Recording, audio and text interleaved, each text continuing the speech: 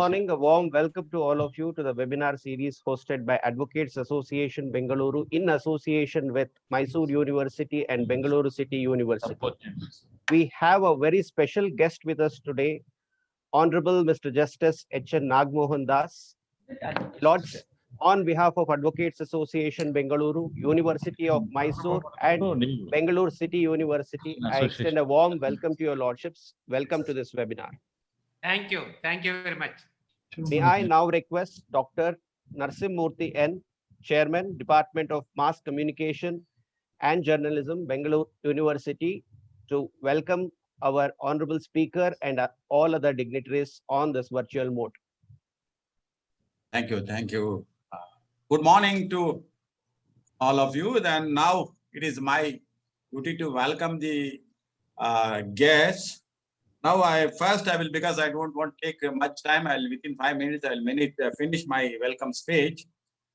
First of all, I will welcome Professor Hemant Kumar, Honorable Vice Chancellor of University of Mysore, for the inauguration of this conflict between sedition law and freedom of expression. That is a very, very relevant topic because it was widely debating now in the entire country. For that inauguration session, we jointly organized Mysore University, City University, Bangalore City University, and Advocate Association, sir, to inaugurate this function on behalf of all these organizations. We welcome you, sir. Okay, thank you, sir. Now, it is my privilege to welcome the Honorable Justice H.N. Nagmohan Das. I think Nagmohan Das is a vocal speaker, of course, several issues, social issues, and timely issues. And because we have discussed with all the three organizations, so to whom we can invite this discussion. And ultimately we decided, so Justice H.N. Nagmohan Das is the right person to speak on this sedition law. Then we invited, and we have invited on behalf of the Bangalore City University, University of Mysore, and Advocate Association Bangalore, sir. We welcome for this gathering, sir. Thank you, Narsimurthy. Thank you, sir. And this program presided by our Honorable Vice Chancellor, Professor Lingaraj Gandhi. Professor Lingaraj Gandhi, I think, is recently assumed the charge. Even though he has supported us, he supported us to go ahead. It is a good topic because departments, all journalism department should be active always, especially in these issues. The journalism department's activation is very important. He has advised us and he has encouraged us. And yes, now we are requested him to preside this gathering, sir, on behalf of all the organizations and the participants, sir. Welcome to you, sir, this gathering, sir. Thank you, sir. Thank you. Now, for this organization, this thing, lecture, we have requested our journalism department chairman, Mysore University, Mysore University Journalism Department Chairman and Professor Niranjan Vanalli to be chief guest for this occasion. Sir, thank you, sir, for you also. Welcome all the organizations and all the organizations. It is now, I have to welcome the Advocates Associations President A.P. Ranganath, General Secretary Gangadharaya, Treasurer Srivamurthy, Advocate Association, sir. Welcome to this gathering, sir. Now, it is my privilege to welcome both the university syndicate members, academic council members, Bangalore City University and Mysore University Syndicate and Academic Council, professors, deans, and all the academicians for this gathering. I would extend a warm welcome to all the participants present here on this virtual mode. Before we start today's program, I would now start with the invocation song, followed by the inauguration by the Honorable Vice Chancellor of Mysore University. Okay. Now we will start with the invocation song.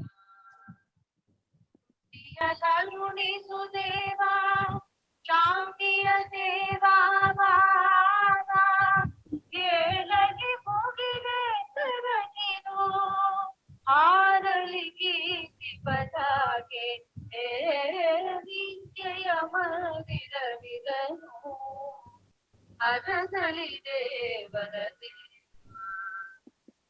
ವಿದ್ಯೆಯ ಮರಿರವಿದನು ಅರಸಲಿದೆ ವರದಿ ಬುದ್ಧಿಯ ಕರುಣಿಸುದೇವಾ ಶಾಂತಿಯ ಸೇವಾ ಭಾವ ಏಳಗಿ ಮುಗಿಲೆ ತರಗಿದು ಆರೀತಿ ಪದಾಗೆ ವಿದ್ಯೆಯ ಮರಿರವಿದನು ಅರಸಲಿದೆ ವರದಿ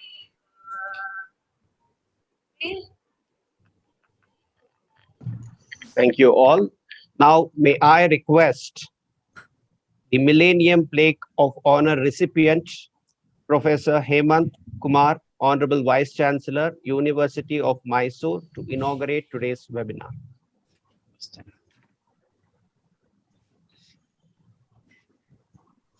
Respected Justice H.N. Nagmohan Das, my colleague and newly appointed Vice Chancellor of Bangalore City University, Professor Lingaraj Gandhi, Chairman of Mass Communication and Journalism Department of Bangalore University, Professor Narsimurthy, Professor of Journalism Department of our own university, Professor Niranjan Vanali, Office Bearers of Bangalore Advocate Association, teachers and students of both the universities and researchers of the universities, and my friends who have joined this webinar from various places. It gives me immense pleasure to inaugurate this special lecture on a critical topic of the contemporary Indian society.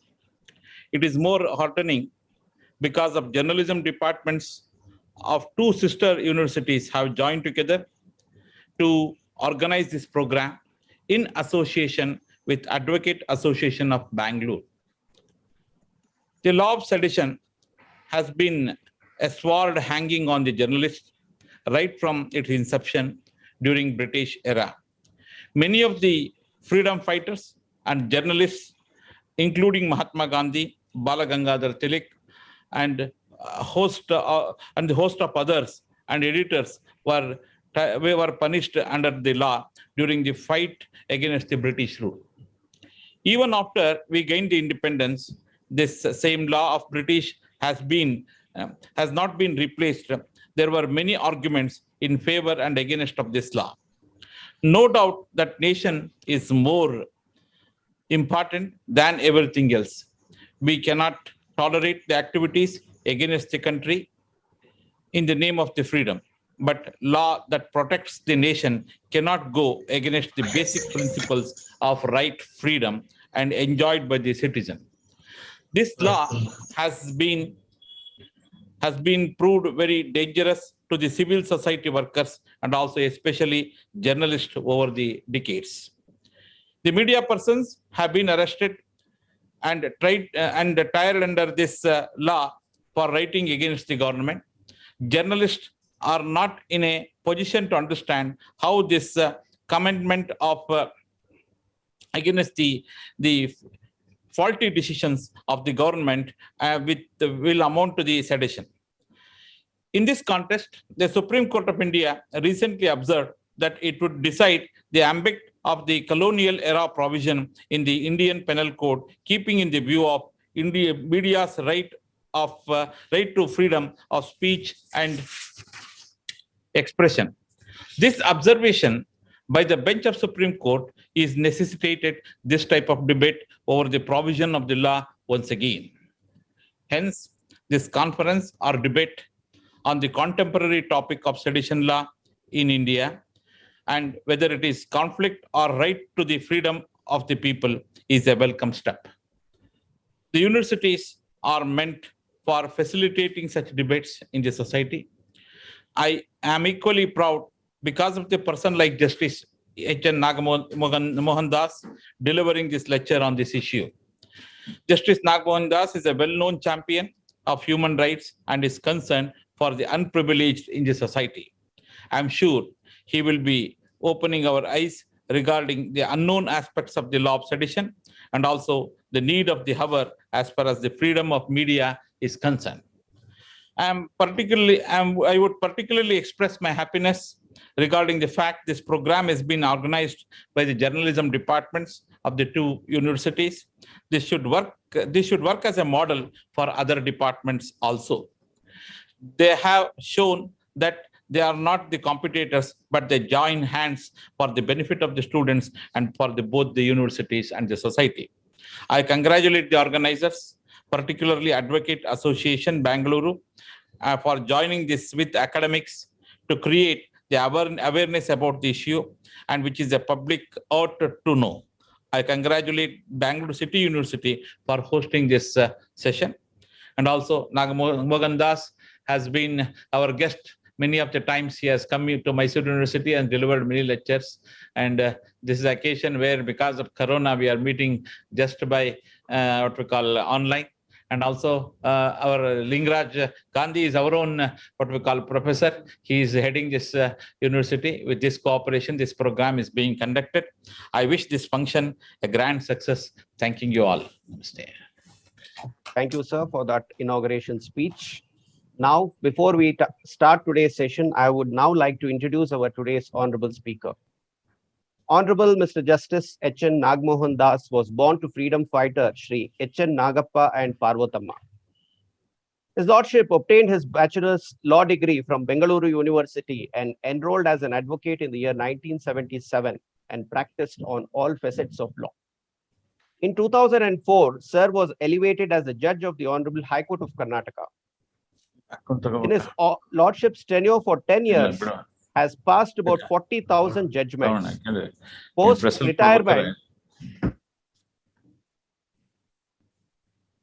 Post-retirement, Sir has authored 9 books, including Challenges to the Constitution and Problems and Challenges Before the Young Advocates. Right from his student days, Justice Das has been an active leader. During his Lordship's days of practice, he had served as the General Secretary of the Advocates Association, Bengaluru. Sir has headed various committees and served as a chairman, including committee framing guidelines for Karnataka Rajyotsava Award and Baba Budangiri Dispute Expert Committee. Presently, Sir is senior advocate designated by the Honorable Supreme Court of India and serving as a member of the National Judicial Academy, Bhopal at Madhya Pradesh. Lords, once again, extending a warm welcome to your Lordships and over to your Lordships. Thank you. Are you hearing me? Please, Yes, Lord. sir. Professor Hemant Kumar, Honorable Vice Chancellor of Mysore University. Professor Lingaraj Gandhi, Honorable Vice Chancellor of Bangalore City University. My good friend, A.P. Ranganath, President of Bangalore Advocates Association. Chief guest of today's program from Professor Niranjana Vanil. Ladies and gentlemen, dear participants.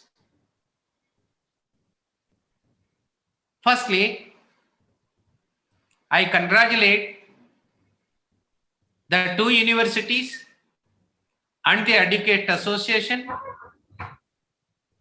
jointly organizing this special lecture on an important topic debated in the media and also in the nation. I also thank all the 3 organizations and in particular Dr. Narasimhamurthy and my old friend Sri S.R. Radhya for providing me this opportunity to speak few words on an important topic,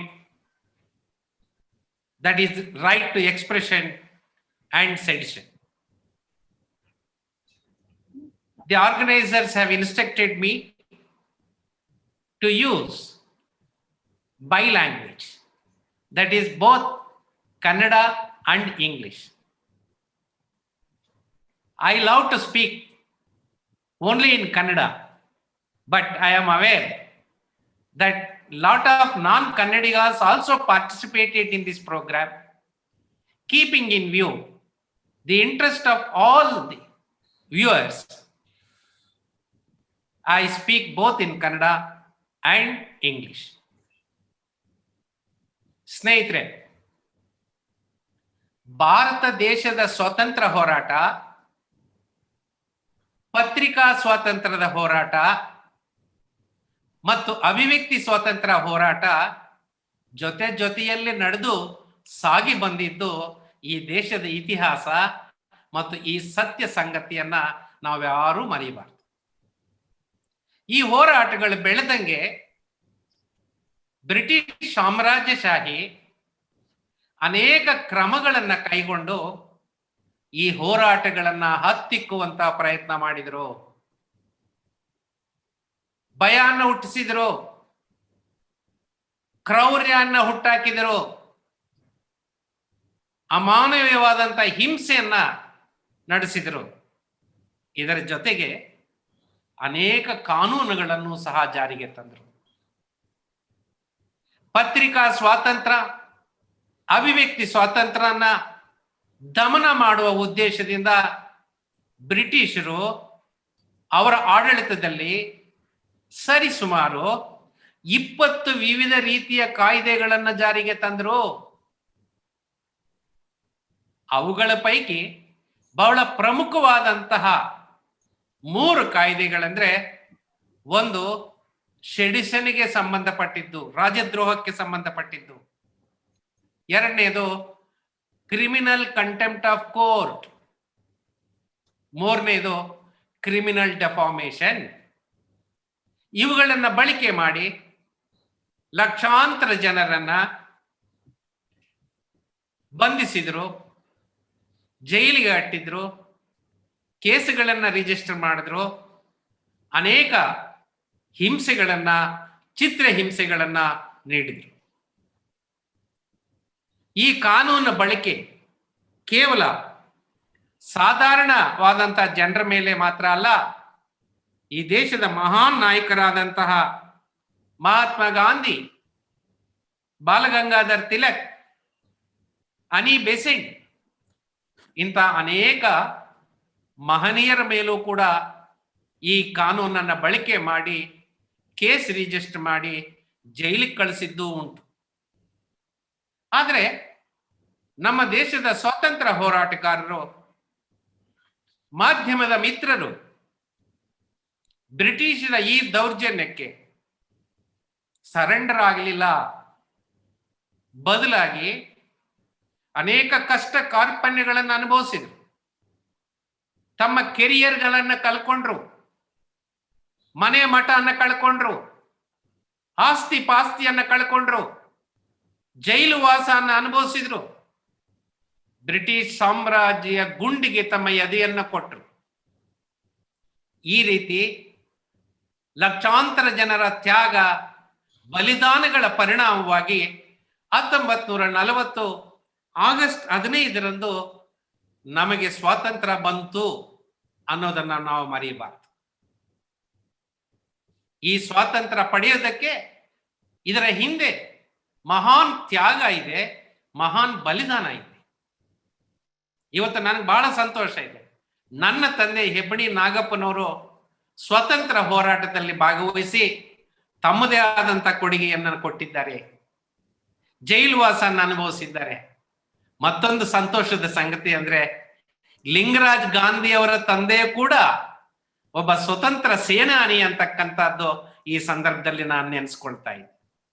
ಇಂಥ ಅನೇಕ ಜನ ಮಹನೀಯರ, ಲಕ್ಷಾಂತರ ಜನ ತ್ಯಾಗಜೀವಿಗಳ ತ್ಯಾಗದ ಬಲಿದಾನದ ಪರಿಣಾಮವಾಗಿ 1947ರಲ್ಲಿ ನಮಗೆ ಸ್ವಾತಂತ್ರ್ಯ ಬಂತು. ಸ್ವತಂತ್ರ ಪಡೆದಂತಹ ಭಾರತ ದೇಶ ಅಷ್ಟೇ ಎದೆಗಾರಿಕೆಯನ್ನ ತೋರಿಸಿತು. ಸ್ವಾತಂತ್ರ್ಯ ಹೋರಾಟದಲ್ಲಿ ಅನೇಕ ಪ್ರಶ್ನೆಗಳು ಬಂದವು. ಆ ಪ್ರಶ್ನೆಗಳನ್ನ ಚರ್ಚೆ ಮಾಡಿದ್ರು.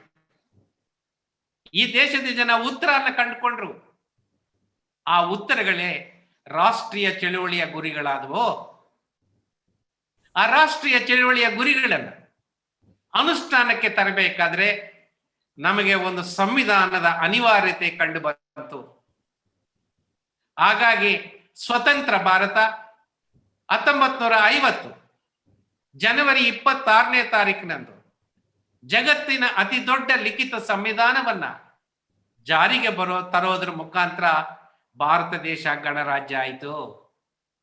ಹಾಗಾಗಿ ಭಾರತ ದೇಶವು ಒಂದು ಸ್ವತಂತ್ರವಾದ ದೇಶವೂ ಹೌದು ಮತ್ತು ಒಂದು ಗಣರಾಜ್ಯವೂ ಹೌದು. ಇಲ್ಲಿ ನಿಮ್ಮ ಗಮನಕ್ಕೆ ತರಬೇಕಾದಂತ ಒಂದು ಮುಖ್ಯವಾದಂತ ಅಂಶ ಏನು ಅಂತಂದ್ರೆ, ಜಗತ್ತಿನ ಎಲ್ಲಾ ದೇಶಗಳು ಗಣರಾಜ್ಯಗಳಲ್ಲ. ಅನೇಕ ದೇಶಗಳು ಸ್ವತಂತ್ರ ದೇಶಗಳು, ಆದ್ರೆ ಗಣರಾಜ್ಯ ಆಗಿಲ್ಲ. ಉದಾಹರಣೆಗೆ ಇಂಗ್ಲೆಂಡು ನಮಗಿಂತ ಮುಂಚಿನಿಂದ ಒಂದು ಸ್ವತಂತ್ರವಾದಂತ ದೇಶ, ಆದ್ರೆ ಇದುವರೆಗೂ ಇಂಗ್ಲೆಂಡು ಗಣರಾಜ್ಯ ಆಗಿಲ್ಲ. ಹಂಗಿದ್ರೆ ಒಂದು ಸ್ವತಂತ್ರವಾದಂತ ದೇಶ ಗಣರಾಜ್ಯ ಯಾವಾಗ ಆಗುತ್ತೆ? ಒಂದು ಸ್ವತಂತ್ರವಾದಂತ ದೇಶ ಲಿಖಿತ ಸಂವಿಧಾನವನ್ನ ಒಪ್ಪಿ ಅನುಷ್ಠಾನಗೊಳಿಸೋದ್ರ ಮುಖಾಂತರ ಅದು ಗಣರಾಜ್ಯವಾಗುತ್ತೆ. 1947ರಲ್ಲಿ ಸ್ವತಂತ್ರ ಪಡೆದಂತ ಭಾರತ 1950ರಲ್ಲಿ ಜಗತ್ತಿನಲ್ಲೇ ಅತಿ ದೊಡ್ಡದಾದಂತ ಲಿಖಿತ ಸಂವಿಧಾನವನ್ನ ಒಪ್ಪಿ ಭಾರತ ಗಣರಾಜ್ಯ ಆಯಿತು. ಈ ಸಂವಿಧಾನವನ್ನ ನಾವು ಎಲ್ಲ ವಿವರಗಳನ್ನ ನಾನು ಇವತ್ತು ನಿಮ್ಮ ಮುಂದೆ ಇಡ್ಲಿಕ್ಕೆ ಹೋಗೋದಿಲ್ಲ. ಬಹಳ ಮುಖ್ಯವಾಗಿ ನಮ್ಮ ಹಿರಿಯರು ನಮ್ಮ ಸಂವಿಧಾನವನ್ನ ರಚನೆ ಮಾಡಬೇಕಾದ್ರೆ, ಅದರಲ್ಲೂ ಮುಖ್ಯವಾಗಿ ಡಾಕ್ಟರ್ BR ಅಂಬೇಡ್ಕರ್ ಅವರು ಈ ಕರಡು ಸಂವಿಧಾನದ ಅಧ್ಯಕ್ಷರಾಗಿ ಮಾಡಿರ್ತಕ್ಕಂಥ ಕೆಲಸ ಅಭೂತಪೂರ್ವವಂತಹದ್ದು. ಅವರಿಗೆ ಸ್ಪಷ್ಟವಾದಂತ ಒಂದು ಕಲ್ಪನೆ ಇತ್ತು. ಪಾಳೆಗಾರಿ ಪದ್ಧತಿಯನ್ನು ರದ್ದುಪಡಿಸಿ, ರಾಜತ್ವವನ್ನು ರದ್ದುಪಡಿಸಿ, ಸಾಮಂತಶಾಹಿಯನ್ನು ರದ್ದುಪಡಿಸಿ, ವಸಾಹತಶಾಹಿಯನ್ನು ಒದ್ದೊಡಿಸಿ ಈ ದೇಶದಲ್ಲಿ ಪ್ರಜಾಪ್ರಭುತ್ವ ಸ್ಥಾಪನೆ ಮಾಡಬೇಕು ಅಂತಕ್ಕಂಥದ್ದು ಪ್ರಜಾಪ್ರಭುತ್ವ ಬುನಾದಿ. ಬಹಳ ಮುಖ್ಯವಾಗಿ ನಿಂತಿರ್ತಕ್ಕಂಥದ್ದು ಅಭಿವ್ಯಕ್ತಿ ಸ್ವಾತಂತ್ರ್ಯದ ಮೇಲೆ. ಹಾಗಾಗಿ ಭಾರತದ ಸಂವಿಧಾನದ ಅನುಚ್ಛೇದ 19(1)(a)ದಲ್ಲಿ ನಮಗೆ ಮೂಲಭೂತ ಹಕ್ಕುಗಳನ್ನ ನೀಡಿದ್ದಾರೆ. ಪ್ರಮುಖವಾದಂತ ಮೂಲಭೂತ ಹಕ್ಕಂದ್ರೆ ಅಭಿವ್ಯಕ್ತಿ ಸ್ವಾತಂತ್ರ್ಯ. ಆದರೆ ಸಂವಿಧಾನದಲ್ಲಿ ಪರಿಪೂರ್ಣವಾದಂತ ಅಭಿವ್ಯಕ್ತಿ ಸ್ವಾತಂತ್ರ್ಯನ ನಮಗೆ ನೀಡಿಲ್ಲ. The right to expression is not absolute right under the Indian constitution. Right to expression under the Indian constitution is subject to reasonable restrictions. ಆ ನಿಬಂಧನೆಗಳು ಯಾವುವು? ರಾಷ್ಟ್ರದ ಐಕ್ಯತೆ, ಸಮಗ್ರತೆ ಹಿತದೃಷ್ಟಿಯಿಂದ, ಸಾರ್ವಜನಿಕ ಶಾಂತಿಯ ಹಿತದೃಷ್ಟಿಯಿಂದ, ನೈತಿಕತೆಯ ಹಿತದೃಷ್ಟಿಯಿಂದ, ಹೊರದೇಶಗಳ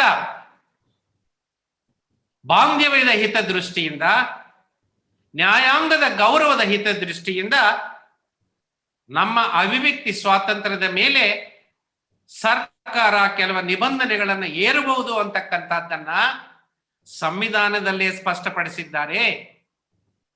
ಹಾಗಾಗಿ ಅಭಿವ್ಯಕ್ತಿ ಸ್ವಾತಂತ್ರ್ಯ ಅಂತಕ್ಕಂಥದ್ದು ಪರಿಪೂರ್ಣವಾದಂತಹ ಹಕ್ಕಲ್ಲ, ಅದು ಕೆಲವು ನಿಬಂಧನೆಗಳಿಗೆ, ರೀಸನಬಲ್ ರಿಸ್ಟ್ರಿಕ್ಷನ್ಸ್ಗೆ ಒಳಪಟ್ಟಿದೆ ಅಂತಕ್ಕಂಥದ್ದನ್ನ ನಾವು ಯೋಚನೆ ಮಾಡಬೇಕಾಗಿ. ಎರಡನೇದಾಗಿ, ಈ ಅಭಿವ್ಯಕ್ತಿ ಸ್ವಾತಂತ್ರ್ಯವನ್ನ ಅನುಚ್ಛೇದ 19(a)ನಲ್ಲಿ ನಮಗೆ ಏನ್ ನೀಡಿದ್ದಾರೆ, ಅದನ್ನ ಕಳೆದ 72 ವರ್ಷಗಳಲ್ಲಿ ಭಾರತದ ನ್ಯಾಯಾಂಗ ವ್ಯಾಖ್ಯಾನ ಮಾಡುತ್ತಾನೆ ಬಂದಿದೆ. ಎಲ್ಲ ಸಂದರ್ಭಗಳಲ್ಲೂ ಬಹುಪಾಲು ಭಾರತದ ನ್ಯಾಯಾಂಗ ಅಭಿವ್ಯಕ್ತಿ ಸ್ವಾತಂತ್ರ್ಯವನ್ನ ಎತ್ತಿ ಹಿಡಿಯೋದು ಮಾತ್ರ ಅಲ್ಲ, ಅದನ್ನು ವಿಸ್ತಾರಗೊಳಿಸ್ತಾ ಹೋಗಿದೆ. ಜನರು ಅದನ್ನು ಅನುಭವಿಸೋದಕ್ಕೆ ಎಲ್ಲ ರೀತಿಯ ನೆರವನ್ನು ನೀಡಿದೆ ಅಂತಕ್ಕಂಥ ಸತ್ಯನ ನಾವು ಮರೆಯೋಂಗಿಲ್ಲ. ಹಾಗಾಗಿ ನಾನು ಒಂದೊಂದು ಜಡ್ಜ್ಮೆಂಟ್ಗೂ ಹೋಗೋದಿಲ್ಲ. ಆದ್ರೆ ಒಟ್ಟಾರೆ ಅಭಿವ್ಯಕ್ತಿ ಸ್ವಾತಂತ್ರ್ಯ ಅಂದ್ರೆ ಏನು ಅಂತಂದ್ರೆ, ನನ್ನ ಅಭಿಪ್ರಾಯನ ವ್ಯಕ್ತಪಡಿಸ್ತಕ್ಕಂಥದ್ದು, ಎರಡನೇದು, ನಿಮ್ಮ ಅಭಿಪ್ರಾಯಕ್ಕೆ ಭಿನ್ನವಾದಂತ ಅಭಿಪ್ರಾಯ ವ್ಯಕ್ತಪಡಿಸ್ತಕ್ಕಂತ ಹಕ್ಕು ಅಭಿವ್ಯಕ್ತಿ ಸ್ವಾತಂತ್ರ್ಯನೇ. ನಿಮ್ಮ ಅಭಿಪ್ರಾಯಗಳನ್ನ ವಿಮರ್ಶೆಗೆ ಒಳಪಡಿಸ್ತಕ್ಕಂತ ಹಕ್ಕು ಕೂಡ ಅಭಿವ್ಯಕ್ತಿ ಸ್ವಾತಂತ್ರ್ಯಕ್ಕೆ ಒಳಪಟ್ಟಿರುತ್ತೆ. ಅದರ ಜೊತೆಗೆ ಅಭಿವ್ಯಕ್ತಿ ಸ್ವಾತಂತ್ರ್ಯ ಅಂತಂದ್ರೆ ಪ್ರಶ್ನೆ ಮಾಡ್ತಕ್ಕಂತ ಹಕ್ಕನ್ನು ಒಳಗೊಂಡಿದೆ.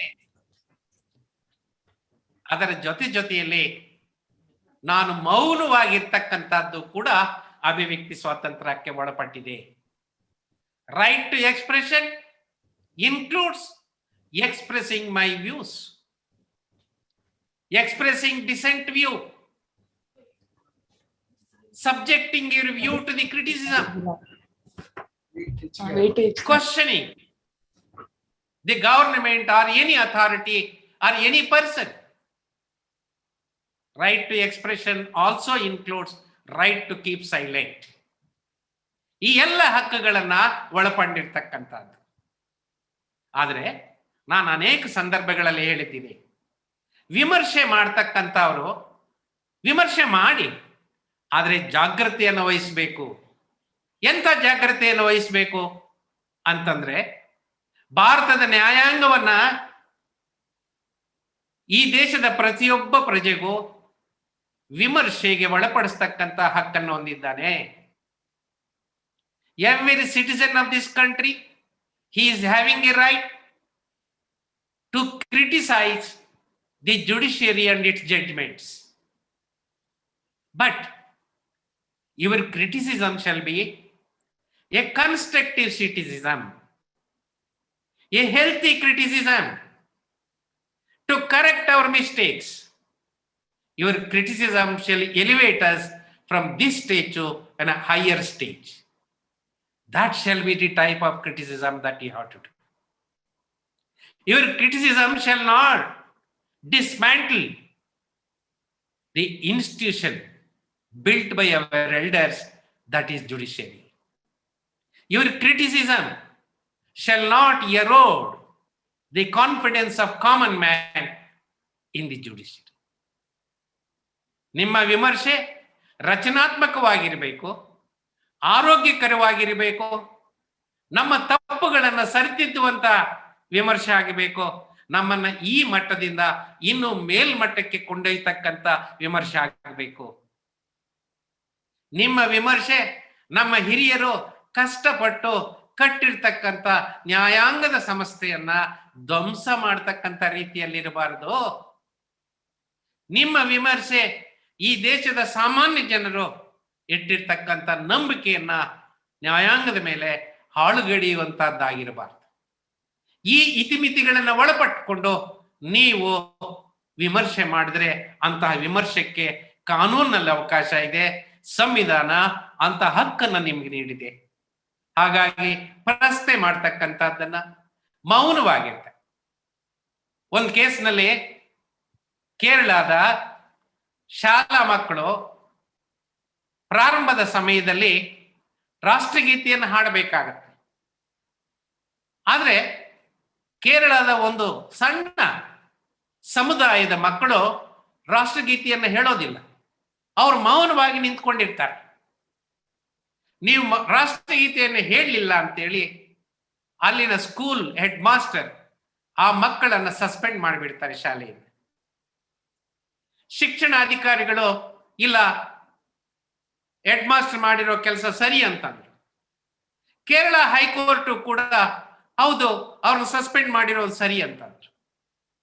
ಈ ಕೇಸು ಸರ್ವೋಚ್ಚ ನ್ಯಾಯಾಲಯಕ್ಕೆ ಹೋಯಿತು. ಸರ್ವೋಚ್ಚ ನ್ಯಾಯಾಲಯದಲ್ಲಿ ಜಸ್ಟಿಸ್ ಚಿನ್ನಪ್ಪ ರೆಡ್ಡಿ ಇರ್ತಕ್ಕಂಥ ಒಂದು ಪೀಠದ ಮುಂದೆ ಈ ಪ್ರಕರಣ ಬರುತ್ತೆ. ಆಗ ಅವರು ಒಂದು ಹೊಸ ಜೂರಿಸ್ಪ್ರುಡೆನ್ಸ್ ಅನ್ನಲ್ಲಿ ಕಟ್ಟು ಬೆಳೆಸ್ತಾರೆ. Freedom of speech and expression includes freedom to keep silent. ಹಾಗಾಗಿ ರಾಷ್ಟ್ರಗೀತೆಯನ್ನು ಹಾಡಲಿಲ್ಲ ಅಂತಕ್ಕಂಥದ್ದು ರಾಷ್ಟ್ರಗೀತೆಗೆ ಅಗೌರವ ತೋರಿಸಿದ್ದಂಗ ಆಗೋದಿಲ್ಲ. ಅವರ ಧಾರ್ಮಿಕ ನಂಬಿಕೆಗಳ ಅನುಗುಣವಾಗಿ ಮೌನವಾಗಿರೋದೇ ಅತಿ ಹೆಚ್ಚು ಗೌರವನ ನೀಡ್ತಕ್ಕಂಥದ್ದು. ಹಾಗಾಗಿ ಅದು ಅವಮಾನಕ್ಕಾಗೋದಿಲ್ಲ ಅಂತೇಳಿ ಆ ಜಡ್ಮೆಂಟ್ ನಲ್ಲಿ ಕೊನೆಯಲ್ಲಿ ಈ ರೀತಿ ಹೇಳ್ತಾರೆ justice ಚಿನ್ನಪ್ಪರೆ. Our tradition teaches tolerance. Our philosophy preaches tolerance. Our constitution practices tolerance. Let us not dilute it. ಇನ್ನೊಂದ್ಸಲ ಹೇಳ್ತೀನಿ. Our tradition teaches constitution, tolerance. Our philosophy preaches tolerance. Our constitution practices tolerance. Let us not dilute it. ಹಾಗಾಗಿ ಭಾರತದ ನ್ಯಾಯಾಂಗ ಅನುಚ್ಛೇದ 19(1)A ನಲ್ಲಿ ಅಭಿವ್ಯಕ್ತಿ ಸ್ವಾತಂತ್ರ್ಯ, right to expression ಅನ್ನ ಈ ರೀತಿ ವ್ಯಾಖ್ಯಾನ ಮಾಡಿದೆ. ಈ ರೀತಿ ವ್ಯಾಖ್ಯಾನದ ಅಡಿಯಲ್ಲಿ ಈ ದೇಶದ 139 ಕೋಟಿ ಈ ಹಕ್ಕನ್ನ ಕಳೆದ 72 ವರ್ಷಗಳಿಂದ ನಮ್ಮ ಸಂವಿಧಾನದ ಅಡಿಯಲ್ಲಿ ನಾವು ಅನುಭವಿಸ್ಕೊಂಡು ಬಂದಿದ್ದೀವಿ. ಇದರ ಜೊತೆಗೆ ಈ ನ್ಯಾಯಾಂಗ ಅಭಿವ್ಯಕ್ತಿ ಸ್ವಾತಂತ್ರ್ಯವನ್ನ ವಿಸ್ತಾರಗೊಳಿಸಿದೆ ಅಂತ ಮಾತನ್ನು ಹೇಳಿದೆ. ಬರೀ ರಕ್ಷಣೆ ಮಾಡಿರ್ತಕ್ಕಂಥದ್ದಲ್ಲ, ವ್ಯಾಖ್ಯಾನ ಮಾಡಿದ್ದಲ್ಲ, ವಿಸ್ತಾರಗೊಳಿಸಿದೆ. ಅಮೆರಿಕಾದ ಸಂವಿಧಾನದಲ್ಲಿ freedom of speech is a fundamental right. Freedom of press is also a fundamental of right. ಅದೇ ಭಾರತ ಸಂವಿಧಾನದಲ್ಲಿ freedom of press is not A fundamental right. ಆದ್ರೆ 1950ರಲ್ಲಿ ಭಾರತದ ಸರ್ವೋಚ್ಚ ನ್ಯಾಯಾಲಯ ರಮೇಶ್ ಥಾಪರ್ ಅಂತಕ್ಕಂಥ ಒಂದು ಪ್ರಕರಣದಲ್ಲಿ ಈ ರೀತಿ ಹೇಳಿದ್ದಾರೆ. Freedom of expression under article 19(1)A includes freedom of press. ಅಭಿವ್ಯಕ್ತಿ ಸ್ವಾತಂತ್ರ್ಯದಲ್ಲಿ ಪತ್ರಿಕಾ ಸ್ವಾತಂತ್ರ್ಯವೂ ಅಡಗಿದೆ ಅಂತಕ್ಕಂಥ ಮಾತನ್ನು ಹೇಳಿದೆ. ಬ್ರಿಜಭೂಷಣ್ ಅನ್ನೋ ಪ್ರಕರಣದಲ್ಲಿ ಸುಪ್ರೀಂ ಕೋರ್ಟ್ನವರು ಹೇಳಿದ್ದಾರೆ ಏನು ಅಂತಂದ್ರೆ, ಪತ್ರಿಕೆಯ ಮೇಲೆ ಪ್ರೀ ಸೆನ್ಸಾರ್ಶಿಪ್ ಹೇರೋದು ಖಂಡನೀಯ ಅಂತ ರದ್ದು ಮಾಡಿದ್ದಾರೆ. ಸಕಾಲ ಪೇಪರ್ಸ್ ಅಂತಕ್ಕಂಥ ಒಂದು ಪ್ರಕರಣದಲ್ಲಿ ಸುಪ್ರೀಂ ಕೋರ್ಟ್ನವರು ಹೇಳಿದ್ದಾರೆ, ಒಂದು ಪತ್ರಿಕೆ ಇಷ್ಟೇ ಪೇಜ್ಗಳನ್ನ ಮುದ್ರಿಸಬೇಕು, ಅದಕ್ಕಿಂತ ಜಾಸ್ತಿ ಆಗಬಾರ್ದು ಅಂತಕ್ಕಂಥ ನಿಬಂಧನನ್ನ ಏರ್ಕೊಡುದು ಅಂತಕ್ಕಂಥದ್ದು ಹೇಳಿದ್ದಾರೆ. ಇಂಡಿಯನ್ ಎಕ್ಸ್ಪ್ರೆಸ್ ಪ್ರಕರಣದಲ್ಲಿ ಹೊರದೇಶದಿಂದ ನ್ಯೂಸ್ ಪ್ರಿಂಟ್ ಅನ್ನ ಆಮದು ಮಾಡಿಕೊಳ್ತಕ್ಕಂಥ ವಿಚಾರದಲ್ಲಿ ಕಸ್ಟಮ್ ಡ್ಯೂಟಿಯನ್ನ ಹಾಕಬಾರದು, ಅದರಿಂದ ಬೆಲೆ ಜಾಸ್ತಿ ಆಗುತ್ತೆ, ಅನೇಕ ಜನರು ಕೊಂಡ್ಕೊಳ್ಳೋಕ್ಕಾಗೋಲ್ಲ, ಅದರಿಂದ ಜನಸಾಮಾನ್ಯರ ಅಭಿವ್ಯಕ್ತಿ ಸ್ವಾತಂತ್ರ್ಯಕ್ಕೆ ರೈಟ್ ಟು ನೋ ಅನ್ನೋದಕ್ಕೆ ಧಕ್ಕೆ ಬರ್ತಕ್ಕಂಥದ್ದಾಗುತ್ತೆ ಅಂತ ಕಸ್ಟಮ್ ಡ್ಯೂಟಿಯನ್ನ ರದ್ದು ಮಾಡಿದರೆ. ಇತ್ತೀಚೆಗೆ 2010ರಲ್ಲಿ ಕೊಲೆಯೋ ಅನ್ನೋ ಪ್ರಕರಣದಲ್ಲಿ freedom of expression includes freedom of press which is the basic feature of Indian constitution ಅಂತಕ್ಕಂಥ ರೀತಿಯಲ್ಲಿ ವ್ಯಾಖ್ಯಾನ ಮಾಡಿ ಭಾರತದ ಸರ್ವೋಚ್ಚ ನ್ಯಾಯಾಲಯ ತನ್ನದೇ ಆದ ಕೊಡುಗೆಯನ್ನ ಅಭಿವ್ಯಕ್ತಿ ಸ್ವಾತಂತ್ರ್ಯನ ರಕ್ಷಣೆ ಮಾಡುವ ವಿಚಾರದಲ್ಲಿ, ವ್ಯಾಖ್ಯಾನ ಮಾಡುವಂತ ವಿಚಾರದಲ್ಲಿ, ವಿಸ್ತರಿಸ್ತಕ್ಕಂಥ ವಿಚಾರದಲ್ಲಿ ಬಹಳ ಅಮೋಘವಾದಂತ ಕೊಡುಗೆಯನ್ನು ಕೊಟ್ಟಿದೆ. ಆದ್ರೆ ಅಭಿವ್ಯಕ್ತಿ ಸ್ವಾತಂತ್ರ್ಯ ವಿಚಾರದಲ್ಲಿ ನ್ಯಾಯಾಂಗ ತಪ್ಪು ಮಾಡಿಲ್ವಾ? ಮಾಡಿದೆ. ಮಾಡಿಲ್ಲ ಅಂತ ನಾನು ಹೇಳ್ತಾ ಇದ್ದೆ.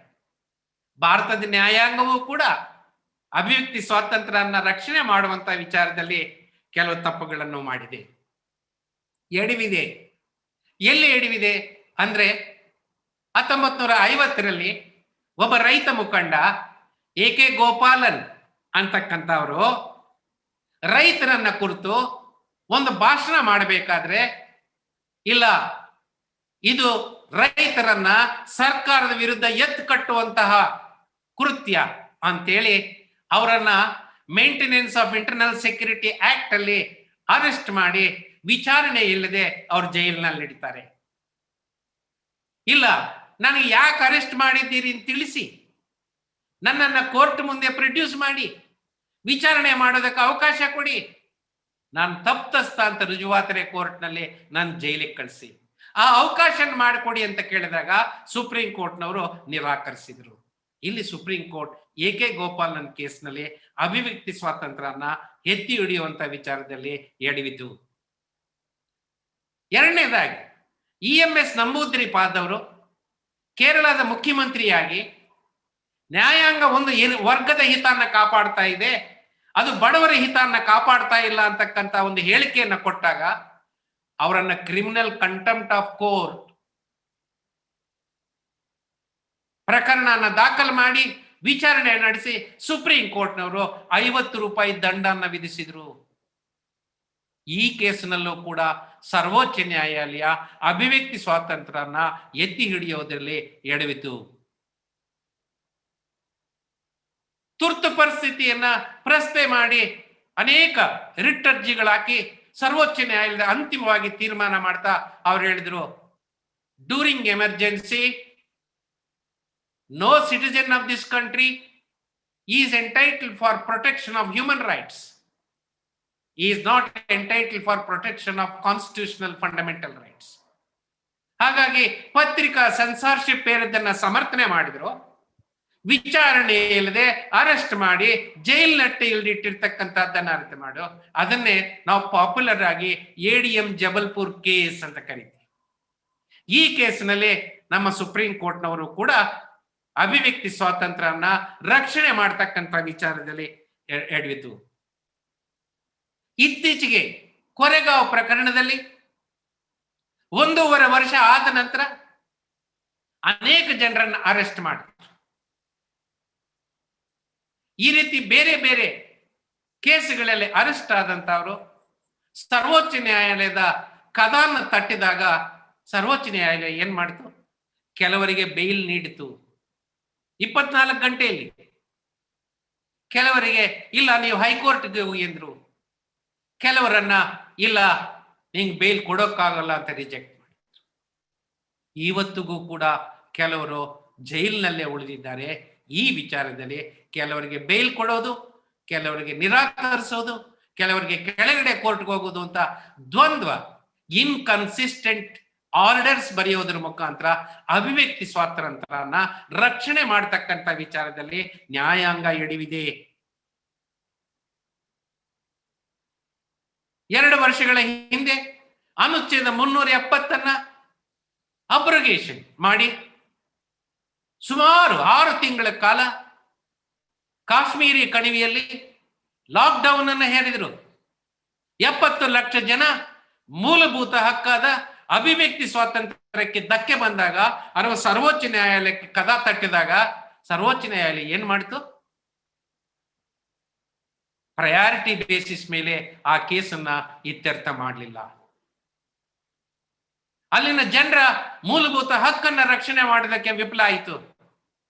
This is how I say the supreme court also committed N error in not protecting the right to expression guaranteed under the Indian Constitution.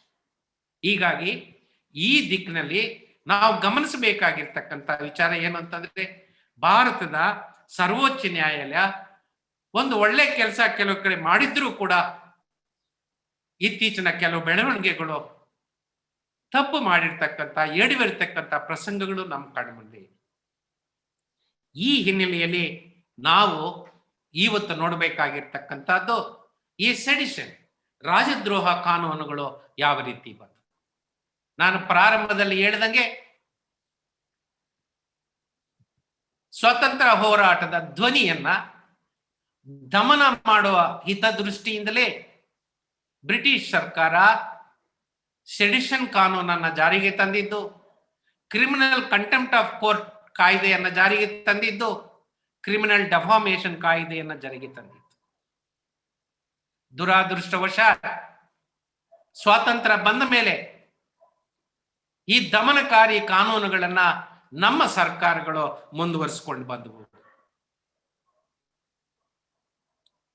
ಆದ್ರಿಂದಾನೇ ಇವತ್ತು ಕೂಡ ಈ ದೇಶದ ಜನರು ಸಂವಿಧಾನದಲ್ಲಿ ನೀಡಿರ್ತಕ್ಕಂಥ ಅಭಿವ್ಯಕ್ತಿ ಸ್ವಾತಂತ್ರ್ಯವನ್ನ ಪರಿಪೂರ್ಣವಾಗಿ ಅನುಭವಿಸಲು ಸಾಧ್ಯ ಆಗದೆ ಸರ್ಕಾರಗಳು ಈ ಕಾನೂನುಗಳನ್ನು ಬಳಕೆ ಮಾಡ್ತಾ ಇವೆ. ಈ ರೀತಿ ಬಳಕೆ ಮಾಡೋದ್ರಿಂದ ಈ ದೇಶದ ಜನರ ಅಭಿವ್ಯಕ್ತಿ ಸ್ವಾತಂತ್ರ್ಯ ಅಂತಕ್ಕಂಥ ಮೂಲಭೂತ ಹಕ್ಕಿಗೆ ಧಕ್ಕೆ ಬಂದಿದೆ ಅಂತಕ್ಕಂಥದ್ದನ್ನ ನಾವು ಗಮನಿಸಬೇಕಾಗಿದೆ. ಸ್ವಾತಂತ್ರ್ಯ ಪೂರ್ವದಲ್ಲಿ ಬ್ರಿಟಿಷ್ ಸರ್ಕಾರ ಈ ಕಾಯ್ದೆಗಳನ್ನ ದುರ್ಬಳಕೆ ಮಾಡಿ ಈ ದೇಶದ ಜನರಲ್ಲಿ ಭಯ ಹುಟ್ಟಿಸ್ತು. ಈ ದೇಶದ ಜನರನ್ನು ಕೇಸ್ ಹಾಕಿಸಿ ಜೈಲಿನಲ್ಲಿ ಕೊಳೆಯುವಂತೆ ಮಾಡಿತು. ಅವರ ಧ್ವನಿಯನ್ನ ದಮನ ಮಾಡ್ಲಿಕ್ಕೆ ಸಾಧ್ಯ ಆಗಲಿಲ್ಲ. ಇದು ಜಗತ್ತಿನ ನಿಯಮ. ಎಲ್ಲಿಯವರೆಗೂ ಶೋಷಣೆ ಇರುತ್ತೋ ಅಲ್ಲಿಯವರೆಗೂ ವಿಮೋಚನೆಗೆ ಹೋರಾಟನ ನಿಲ್ಲಿಸೋಕ್ ಸಾಧ್ಯ ಇಲ್ಲ. ಎಲ್ಲಿಯವರೆಗೂ ನೀವು ಜನರನ್ನ ದೌರ್ಜನ್ಯ ದಬ್ಬಾಳಿಕೆಗೆ ಒಳಪಡಿಸ್ತಿರೋ ಅಲ್ಲಿಯವರೆಗೂ ಜನರು ವಿಮೋಚನೆಗಾಗಿ ಬಿಡುಗಡೆಗಾಗಿ ಹೋರಾಟ ಮುಂದುವರಿಸ್ತಾರೆ. ಎಲ್ಲಿಯವರೆಗೂ ನಮ್ಮ ಹಕ್ಕುಗಳ ಮೇಲೆ ನಮ್ಮ ಸ್ವಾತಂತ್ರ್ಯದ ಮೇಲೆ ದಮನ ಹಾಕ್ತಾರೋ ಅಲ್ಲಿಯವರೆಗೂ ನಮಗೆ ಅಭಿವ್ಯಕ್ತಿ ಸ್ವಾತಂತ್ರ್ಯಕ್ಕೆ ಆ ಆಸೆ ಏನಿದೆ, ಆ ಇಂಟರ್ನಲ್ ಇನ್ಕ್ಲಿನೇಷನ್ ಏನಿದೆ ಅದನ್ನ ಹತ್ತಿಕ್ಕೋಲಕ್ಕೆ ಸಾಧ್ಯ. ಭಾರತ ದೇಶದಲ್ಲಿ ಈ ಅಭಿವ್ಯಕ್ತಿ ಸ್ವಾತಂತ್ರ್ಯನ ವ್ಯಕ್ತಪಡಿಸ್ತಕ್ಕಂಥ ಅನೇಕ ವಿಚಾರಗಳು ನಮ್ಮುಂದೆ. ನಮ್ಮ ಜನಪದ ಕಥೆಗಳಲ್ಲಿ, ಜನಪದ ಹಾಡುಗಳಲ್ಲಿ, ಜನಪದ ಒಗಟುಗಳಲ್ಲಿ, ಗಾದೆಗಳಲ್ಲಿ ರಾಜ ಮಹಾರಾಜರ ವಿರುದ್ಧ ತಮ್ಮ ಕ್ರೋಧನ ವ್ಯಕ್ತಪಡಿಸ್ತಕ್ಕಂಥದ್ದು ನಾವಿಲ್ಲಿ ಕಾಣಬಹುದಾಗಿದೆ. ರಾಮಣೆ ರಾಜ್ಯ ಆಳಿದ್ರು ಕೂಡ ರಾಗಿ ಬೀಸೋ ತಪ್ಪೋದಿಲ್ಲ ಅಂತ ನಮ್ಮ ಹಳ್ಳಿ ಜನ ಹೇಳಿದಾಗ, ನಮ್ಮ ಜನಪದರು ಹೇಳಿದಾಗ ಆ ನಿರಂಕುಶ ಪ್ರಭುತ್ವಕ್ಕೆ ಅವರ ಕ್ರೋಧ ಎಷ್ಟಿತ್ತು ಅಂತಕ್ಕಂಥದ್ದನ್ನ ಆ ಒಂದು ಗಾದೆಯಲ್ಲಿ ನಾವು ನೋಡಬಹುದು. ಈ ರೀತಿ ಅನೇಕ ಸಂದರ್ಭಗಳಲ್ಲಿ ನಾವು ಕಾಣ್ತೀವಿ. ಹಾಗಾಗಿ ಇವತ್ತು 72 ವರ್ಷಗಳಿಂದ ಭಾರತದ ಗಣರಾಜ್ಯ ಈ ಮೂರು ಬರ್ಬರ ಕಾಯ್ದೆಗಳನ್ನು, sedition, contempt of criminal contempt of court, ಆಮೇಲೆ ಕ್ರಿಮಿನಲ್ ಡೆಫಾಮೇಷನ್ ಅಂತಕ್ಕಂಥ ಈ ಕಾಯ್ದೆಗಳನ್ನ ನಾವು ನಮ್ಮ ಸರ್ಕಾರಗಳು ಜಾರಿ ಮಾಡ್ತಾನೆ ಬಂದ. ಕೆಲವು ಸಂದರ್ಭದಲ್ಲಿ ಹೆಚ್ಚು ಬಳಕೆ ಆಗಿದೆ, ಕೆಲವು ಸಂದರ್ಭದಲ್ಲಿ ಕಡಿಮೆ ಬಳಕೆ ಆಗಿದೆ ಅಂತಕ್ಕಂಥದ್ದನ್ನ ನಾನು ಒಪ್ತೀನಿ. ಆದ್ರೆ ಎಲ್ಲಾ ಸರ್ಕಾರಗಳು ಈ ಕಾನೂನುಗಳನ್ನ ಸದ್ಬಳಕೆಗಿಂತ ದುರ್ಬಳಕೆನೇ ಜಾಸ್ತಿ ಮಾಡಿದೆ ಅಂತಕ್ಕಂಥದ್ದು ನಮ್ಮ ಮುಂದೆ ಇರ್ತಕ್ಕಂಥ ಚಿತ್ರ. ಪ್ರತಿ ಸಂದರ್ಭದಲ್ಲೂ ಪ್ರತಿಯೊಂದು ಸರ್ಕಾರನ ತಮಗೆ ವಿರುದ್ಧವಾದಂತ, ತಮ್ಮನ್ನ ಪ್ರಶ್ನೆ ಮಾಡ್ತಕ್ಕಂಥ, ತಮ್ಮನ್ನ ವಿಮರ್ಶನೆ ಮಾಡ್ತಕ್ಕಂಥ, ತಮ್ಮನ್ನ ಟೀಕೆ ಮಾಡ್ತಕ್ಕಂಥ, ಭಿನ್ನ ಅಭಿಪ್ರಾಯನ ವ್ಯಕ್ತಪಡಿಸ್ತಕ್ಕಂಥದ್ದನ್ನ ಹತ್ತಿಕ್ಕೋ ಪ್ರಯತ್ನ ಮಾಡಿದೆ ಈ ಕಾನೂನುಗಳ ಬಳಕೆಯಿಂದ. ಇವತ್ತು ಕೂಡ ಇನ್ನು ಜಾಸ್ತಿ ಆಗಿದೆ ಇದರ ದುರ್ಬಳಕೆ.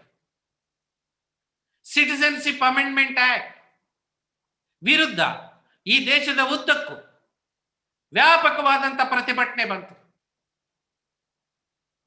ಸಂವಿಧಾನದ ಪೀಠಿಕೆಯನ್ನ ಕೈಯಲ್ಲಿಟ್ಟುಕೊಂಡು ತಮ್ಮ ಪ್ರತಿಭಟನೆಯನ್ನ ಮಾಡಿದರು. ಸಂವಿಧಾನವನ್ನ ಕೈಯಲ್ಲಿಟ್ಟುಕೊಂಡು ಪ್ರತಿಭಟನೆ ಮಾಡಿದರು.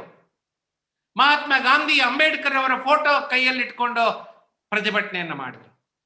ಆದರೆ ಪ್ರತಿಭಟನೆಯೇ ಒಂದು ಅಪರಾಧ, ಒಂದು ದೇಶದ್ರೋಹ ಅಂತ ಪರಿಗಣಿಸಿ ಸಾವಿರಾರು ಜನರು, ಸುಮಾರು 9,000 ಜನರ ಮೇಲೆ ಈ ಸೆಡಿಷನ್ ಕಾಯ್ದೆ ಅಡಿಯಲ್ಲಿ ಕೇಸ್ ರಿಜಿಸ್ಟರ್ ಮಾಡಿಸಲಾಗಿದೆ. ಇತಿಹಾಸ ಕಾಣದೇ ಇರತಕ್ಕಂತ ರೈತ ಹೋರಾಟನ ನಾವು ಇವತ್ತು ನೋಡ್ತಾ ಇದ್ದೀವಿ. 6 ತಿಂಗಳಿಂದ ರೈತರು ಹೋರಾಟ ಮಾಡ್ತಾ ಇದ್ದಾರೆ. ಶಾಂತಿಯುತವಾಗಿ ರೈತರ ಹೋರಾಟ ಮಾಡ್ತಾ ಇದ್ದಾರೆ. ಏನವ್ರ ಹೋರಾಟ? ಕೇಂದ್ರ ಸರ್ಕಾರ ತಂದಿರ್ತಕ್ಕಂಥ 3 ಕೃಷಿ ಕಾಯ್ದೆಗಳನ್ನ ಹಿಂಪಡೀರಿ ಸ್ವಾಮಿ, ರೈತರನ್ನ ರಕ್ಷಿಸಿ, ರೈತರ ಹಿತನ್ನ ಕಾಪಾಡಿ ಅನ್ನೋದು ರಾಜದ್ರೋಹನ? 3,300 ಕೇಸ್ಗಳನ್ನ ಈ ರೈತರ ಮೇಲೆ ಸೆಡಿಷನ್ ಹೆಸರಿನಲ್ಲಿ ದಾಖಲು ಮಾಡಿದ್ದಾರೆ. 15 ತಿಂಗಳಾಯ್ತು ಕೋವಿಡ್ ಬಂದು. ಈ 15 ತಿಂಗಳಲ್ಲಿ ಸರ್ಕಾರ ಈ ಕೋವಿಡ್ ಅನ್ನ ನಿಯಂತ್ರಣ ಮಾಡೋದ್ರಲ್ಲಿ ಸರಿಯಾದಂತ ಕ್ರಮ ಜರುಗಿಸಲಿಲ್ಲ. ಸರಿಯಾದಂತ ನೀತಿಯನ್ನ ರೂಪಿಸಲಿಲ್ಲ, ಜನರ ಸಮಸ್ಯೆಗೆ ಸ್ಪಂದಿಸಲಿಲ್ಲ ಅಂತೇಳಿ ಪತ್ರಕರ್ತರು ತಮ್ಮ ಪತ್ರಿಕೆಗಳಲ್ಲಿ ಲೇಖನನ್ನ ಬರೆದ್ರೆ 55 ಕೇಸುಗಳು ಪತ್ರಕರ್ತ ಮೇಲೆ ರಿಜಿಸ್ಟರ್ ಆಗಿವೆ ಸೆಡಿಷನ್ ಹೆಸರಿನಲ್ಲಿ. 6 ತಿಂಗಳ ಹಿಂದೆ ಉತ್ತರ ಪ್ರದೇಶದಲ್ಲಿ ಹತ್ರಾಸ್ ಅಂತಕ್ಕಂಥ ಒಂದು ಸ್ಥಳದಲ್ಲಿ ಒಂದು ಹೆಣ್ಣು ಮಗಳ ಮೇಲೆ ಅತ್ಯಾಚಾರ ನಡೆಯಿತು. ಆದರೆ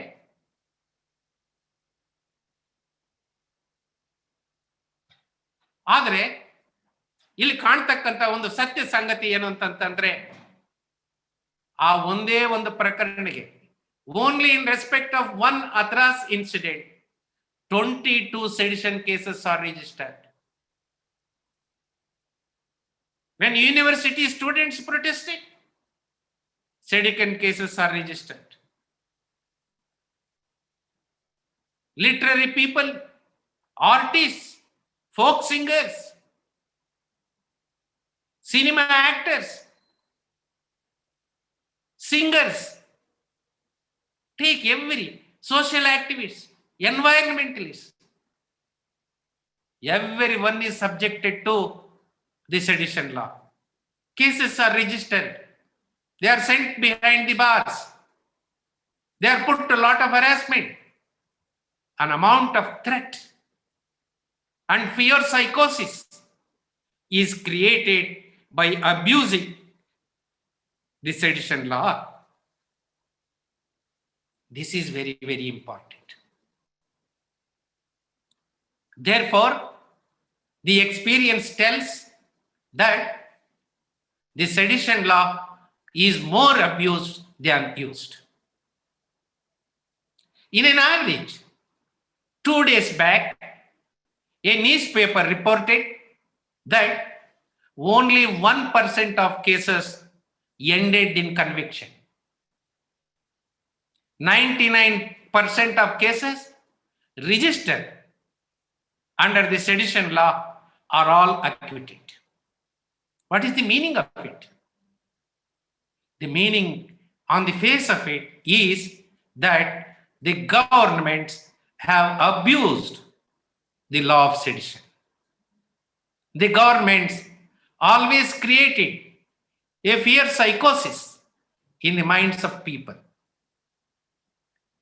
It poses a serious threat for their freedom. This is how the experience tells us. Therefore, to put it one word, I say sedition law is more abused than used for good purpose. It is in this background that we have to examine the judicial pronouncements in this aspect. Way back in 1962, the Supreme Court in Kedarnath versus State of Bihar, in its judgment, clearly held that sedition law, if it is to be applied, the minimum 4 conditions are to be satisfied, or any one of them has to be satisfied. One is, your expression must incite violence to dislodge a duly elected government. Number 2, your expression cause disturbance of public order. Friends, there is a difference between law and order, and there is a difference between public order. Supreme Court says when there is a threat to public order. 3, the Supreme Court says that your expression must result in immediate threat, not a deferred threat, not a threat after some years, some months. No, your expression must reflect in immediate threat to the government. And 4thly, the Supreme Court says your expression must lead to dislodging a government by illegal and high-handed methods. These are the 4 guidelines, parameters fixed by the Supreme Court in Kedarnath's case. ನಿಮ್ಮ ಅಭಿವ್ಯಕ್ತಿ ಸ್ವಾತಂತ್ರ್ಯ ಹಿಂಸೆಯನ್ನ ಪ್ರಚೋದಿಸಿ ಸರ್ಕಾರವನ್ನ ಉರುಳಿಸುವಂತದ್ದಾಗಿರ್ಬೇಕು. ನಿಮ್ಮ expression, ನಿಮ್ಮ ಅಭಿವ್ಯಕ್ತಿ ಸ್ವಾತಂತ್ರ್ಯ ಸಮಾಜದಲ್ಲಿ public order ಅನ್ನ ನಾಶ ಮಾಡತಕ್ಕಂತದ್ದಾಗಿರ್ಬೇಕು. ನಿಮ್ಮ ಅಭಿವ್ಯಕ್ತಿ ಸ್ವಾತಂತ್ರ್ಯ ತಕ್ಷಣದ ಪರಿಣಾಮ ಬೀಳುವಂತದ್ದಾಗಿರ್ಬೇಕು. ಕಾನೂನನ್ನ ಕೈಗೆತ್ತಿಕೊಂಡು ಅಕ್ರಮ ಮಾರ್ಗಗಳಲ್ಲಿ, ಅನ್ಯಾಯದ ಮಾರ್ಗದಲ್ಲಿ ಸರ್ಕಾರನ ಉರುಳಿಸುವಂತ ತಂತ್ರಗಾರಿಕೆ ಆಗಿರ್ತದೆ. ಈ 4 ಷರತ್ತಿಗೆ ಒಳಪಟ್ಟು ಸೆಡಿಷನ್ ಕಾನೂನನ್ನ ಬಳಕೆ ಮಾಡಬೇಕು ಅಂತ 1962ರಲ್ಲಿ ಕೇದಾರ್ನಾಥ್ ಪ್ರಕರಣದಲ್ಲಿ ಸರ್ವೋಚ್ಚ ನ್ಯಾಯಾಲಯ ಹೇಳಿತು. 60 ವರ್ಷಗಳಾಗಿದೆ ಈಗ ಆ ತೀರ್ಪು ಬಂದು. ಈ 60 ವರ್ಷಗಳಲ್ಲಿ ಕಾಲಕ್ಕೆ ಅನೇಕ ಸಲ, ಕನಿಷ್ಠ ಒಂದು ಅರ್ಧ ಡಜನ್ ಸಲ the supreme court has reiterated the opinion given in Kedarnath Singh case in 1962. ಆದ್ರೆ ಸರ್ಕಾರ ಸರ್ವೋಚ್ಚ ನ್ಯಾಯಾಲಯದ ತೀರ್ಪಿನ ಮಾನದಂಡಗಳಿಗೆ ಮಾನ್ಯತೆ ನೀಡಲಿಲ್ಲ. By clear violation of the guidelines specified by the Supreme Court in Kedarnath's case, continuously used, applied the law of sedition and affected, abridged the freedom of expression. ಈ ಸತ್ಯನ ನಾವು ಮರೆಯೋಂಗಿಲ್ಲ. ಇಂತಹ ಒಂದು ಸಂದರ್ಭದಲ್ಲಿ ನಾವು ನೀವು ಯೋಚನೆ ಮಾಡಬೇಕಾಗಿರ್ತಕ್ಕಂಥದ್ದು ಏನು? ಈ ದಿಕ್ಕಿನಲ್ಲಿ ನಾವು ನೋಡಿದಾಗ ಇತ್ತೀಚೆಗೆ ವಿಜಯ ದುವೆ 4 ದಿವಸಗಳ ಹಿಂದೆ ಸರ್ವೋಚ್ಚ ನ್ಯಾಯಾಲಯ ಒಂದು ತೀರ್ಪನ್ನು ನೀಡಿದೆ. ವಿಜಯ ದುವೆ ಒಬ್ಬ ಪತ್ರಕರ್ತರ ಮೇಲೆ ಸೆಡಿಷನ್ ಕಾನೂನಿನಲ್ಲಿ FIR ಏನು ರಿಜಿಸ್ಟರ್ ಆಗಿತ್ತು ಅದನ್ನು ರದ್ದುಪಡಿಸಿದ್ದಾರೆ. ಇದು ಒಳ್ಳೆ ಬೆಳವಣಿಗೆ. ದೇಶದ ಅನೇಕ ಜನ ಪತ್ರಕರ್ತರ ಮೇಲೆ ಇಂಥ FIRಗಳು ಏನಿದೆ ಅವೆಲ್ಲದರ ಮೇಲೆ ಪರಿಣಾಮ ಬೀಳಿ ಆ ಎಲ್ಲ ಪತ್ರಕರ್ತರಿಗೂ ಬಿಡುಗಡೆಗೆ ಅವಕಾಶ ಆಗುತ್ತೆ ಅಂತ ನನ್ನ ಭಾವನೆ. ಈಗಾಗಲೇ ಪೆಂಡಿಂಗ್ ಇರ್ತಕ್ಕಂಥ ಸೆಡಿಷನ್ ಕೇಸಸ್ಗಳ ಮೇಲೆ ಪರಿಣಾಮ ಬೀಳುತ್ತೆ ಅಂತಕ್ಕಂಥದ್ದು ನನ್ನ ಅಭಿಪ್ರಾಯ. ಆದರೆ ಇಷ್ಟಕ್ಕೆ ನಾವು ಸಮಾಧಾನ ಪಟ್ಕೊಂಡಿದ್ರೆ ಸಾಲದು. ಬಹಳ ಮುಖ್ಯವಾಗಿ ನಾವು ಗಂಭೀರವಾಗಿ ಯೋಚನೆ ಮಾಡಬೇಕಾಗಿರ್ತಕ್ಕಂಥದ್ದು ಏನು ಅಂತಂದ್ರೆ, ಉದಾಹರಣೆಗೆ ನೀವು ತಕೊಳ್ಳಿ, 1947ರಲ್ಲಿ ನಮಗೆ ಸ್ವಾತಂತ್ರ್ಯ ಬಂತು. 1948ರಲ್ಲಿ ವಿಶ್ವಸಂಸ್ಥೆ, United Nations Organisation declared human rights on December 10, 1948. One of the human rights, 19th right is freedom of expression, is a human right ಅಂತ ವಿಶ್ವಸಂಸ್ಥೆ. India is a signatory to the United Nations Human Rights Declaration. We have given an international commitment that we will implement this in India. Is it not our duty that we have to implement the human rights in India? How do you implement the human right to expression while operating the law of sedition? No, human right and law of sedition cannot go together. Therefore, I say, if you want to respect the human rights, if you want to implement the human rights, it is necessary for the government of India to do away with the law of sedition. ಮಾನವ ಹಕ್ಕುಗಳು ಮತ್ತು sedition ಕಾನೂನು ಒಟ್ಟೊಟ್ಟಿಗೆ ಹೋಗೋದಕ್ಕೆ ಸಾಧ್ಯ ಇಲ್ಲ. ನಮಗೇನಾದರೂ ಮಾನವ ಹಕ್ಕುಗಳನ್ನು ಗೌರವಿಸ್ತೀವಿ, ಅದನ್ನ ಭಾರತ ದೇಶದಲ್ಲಿ ಅನುಷ್ಠಾನಗೊಳಿಸ್ತೀವಿ, ಆ ಒಂದು ಅಂತಾರಾಷ್ಟ್ರೀಯ ಜವಾಬ್ದಾರಿಯನ್ನ ನಾವು ನಿರ್ವಹಿಸ್ತೀವಿ ಅನ್ನೋದಾದ್ರೆ ನಾವು ಕೂಡಲೇ ಈ ಸೆಡಿಷನ್ ಕಾನೂನನ್ನ ರದ್ದುಪಡಿಸಬೇಕಾಗಿದೆ. ಎರಡನೇದು, ನಮ್ಮ ಸಂವಿಧಾನದಲ್ಲಿ ಅನುಚ್ಛೇದ 19A ನಲ್ಲಿ freedom of speech and expression ನೀಡಿದ್ದೀವಿ. ಫ್ರೀಡಮ್ ಆಫ್ ಎಕ್ಸ್ಪ್ರೆಷನ್ ಸಂವಿಧಾನದಲ್ಲಿ ನೀಡಿರ್ತಕ್ಕಂಥ ಮೂಲಭೂತ ಹಕ್ಕು. ಈ ಹಕ್ಕನ್ನ ಸರ್ವೋಚ್ಚ ನ್ಯಾಯಾಲಯ ಅನೇಕ ಕೇಶವಾನಂದ ಭಾರತಿ ಮಹಾಸ್ವಾಮಿಗಳು ತೀರ್ಪಿನಿಂದ ಹಿಡಿದು ಇತ್ತೀಚಿನವರೆಗಿನ ತೀರ್ಪಿನವರೆಗೂ ಏನ್ ಹೇಳುತ್ತೆ ಅಂತಂದ್ರೆ, ಮೂಲಭೂತ ಹಕ್ಕುಗಳು ಅನ್ನೋದು ಭಾರತದ ಸಂವಿಧಾನದ ಬೇಸಿಕ್ ಫೀಚರ್, ಒಂದು ಮೂಲ ತತ್ವ. ಕೇಶವಾನಂದ ಭಾರತಿ ಕೇಸ್ನಲ್ಲಿ ಸುಪ್ರೀಂ ಕೋರ್ಟ್ ನವರು ಹೇಳ್ತಾರೆ, these basic features of Indian constitution are untouchable and unamendable. ಅದನ್ನು ಯಾರು ಮುಟ್ಟೋಕ್ಕೂ ಸಾಧ್ಯ ಇಲ್ಲ ಮತ್ತು ಯಾರು ತಿದ್ದುಪಡಿಗೂ ಸಾಧ್ಯ ಇಲ್ಲ. ಹಾಗಾಗಿ ಭಾರತದ ಸಂವಿಧಾನದ ಮೂಲಭೂತ ಹಕ್ಕಾದ right to speech and expression ಒಂದು ಕಡೆ, ಸೆಡಿಷನ್ ಕಾನೂನು ಇನ್ನೊಂದು ಕಡೆ, ಇವು ಒಟ್ಟಿಗೆ ಹೋಗೋದಕ್ಕೆ ಸಾಧ್ಯ ಇಲ್ಲ. ಆದ್ದರಿಂದ ಸಂವಿಧಾನದ ಮೂಲಭೂತ ಹಕ್ಕುಗಳ ಹಿತದೃಷ್ಟಿಯಿಂದ, ಸಂವಿಧಾನದ ಮೂಲ ತತ್ವದ ಹಿತದೃಷ್ಟಿಯಿಂದ, ಸಂವಿಧಾನದ ಹಿತದೃಷ್ಟಿಯಿಂದ ಸೆಡಿಸನ್ ಕಾನೂನನ್ನ ಕಾನೂನು ಪುಸ್ತಕದಿಂದ ರದ್ದು ಮಾಡಬೇಕಾಗಿದೆ, ಕಿತ್ತಾಕಬೇಕಾಗಿದೆ. ಮೂರನೇದಾಗಿ, ಕೇದಾರ್ನಾಥ್ ಪ್ರಕರಣದಲ್ಲಿ 1962ರಲ್ಲಿ ಕೆಲವು ನಿಬಂಧನೆಗಳನ್ನು ಹಾಕಿ, by imposing certain conditions, the supreme court said government can only use the law of sedition in these circumstances. But whether the governments have followed it, if governments have not followed it, is it not the duty of the courts to quash that law? Or to punish the government for contempt of court? No. ನಮ್ಮ ನ್ಯಾಯಾಂಗ ಆ ಕೆಲಸಕ್ಕೆ ಮುಂದಾಗಲಿಲ್ಲ. ನಾನು ಅದಕ್ಕೆ ಹೇಳಿದ್ದು, ವಿಜಯ್ ದುವೆ ಕೇಸ್ನಲ್ಲಿ FIR ರದ್ದು ಮಾಡಿದರೆ ಸಾಲದಾಗಿತ್ತು. ಸುಪ್ರೀಂ ಕೋರ್ಟ್ಗೆ ಒಂದು ಅವಕಾಶ ಇದೆ. There was a golden opportunity for the supreme court to quash the draconian law of sedition in Vijay Dua's case, but it missed an opportunity.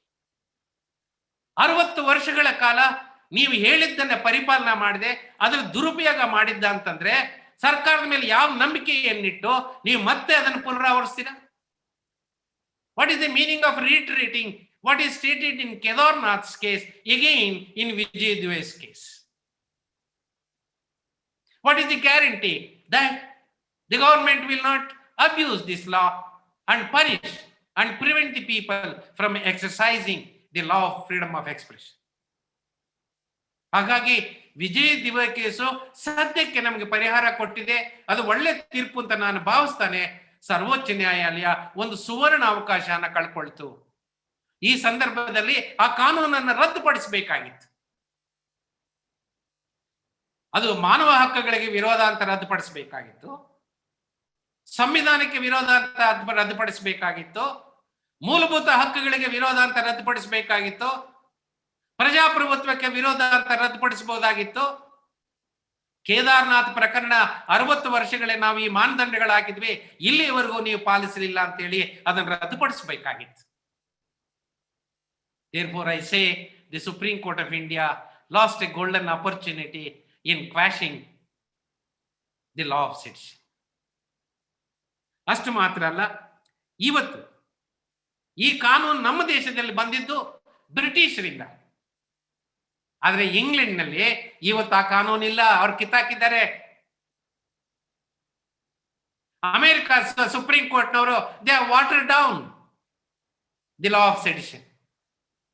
ಈ ರೀತಿ ಇಂಗ್ಲೆಂಡು, ಅಮೆರಿಕ, ನ್ಯೂಜಿಲೆಂಡು ಅನೇಕ ದೇಶಗಳಲ್ಲಿ ಲಾ ಆಫ್ ಸೆಡಿಷನ್ ಅನ್ನ ಇವತ್ತು ಅವ್ರು ಜಾರಿಗೊಳಿಸ್ತಾ ಇಲ್ಲ. ಕೆಲವು ದೇಶಗಳಲ್ಲಿ ಕಿತ್ತಾಕಿದ್ದಾರೆ.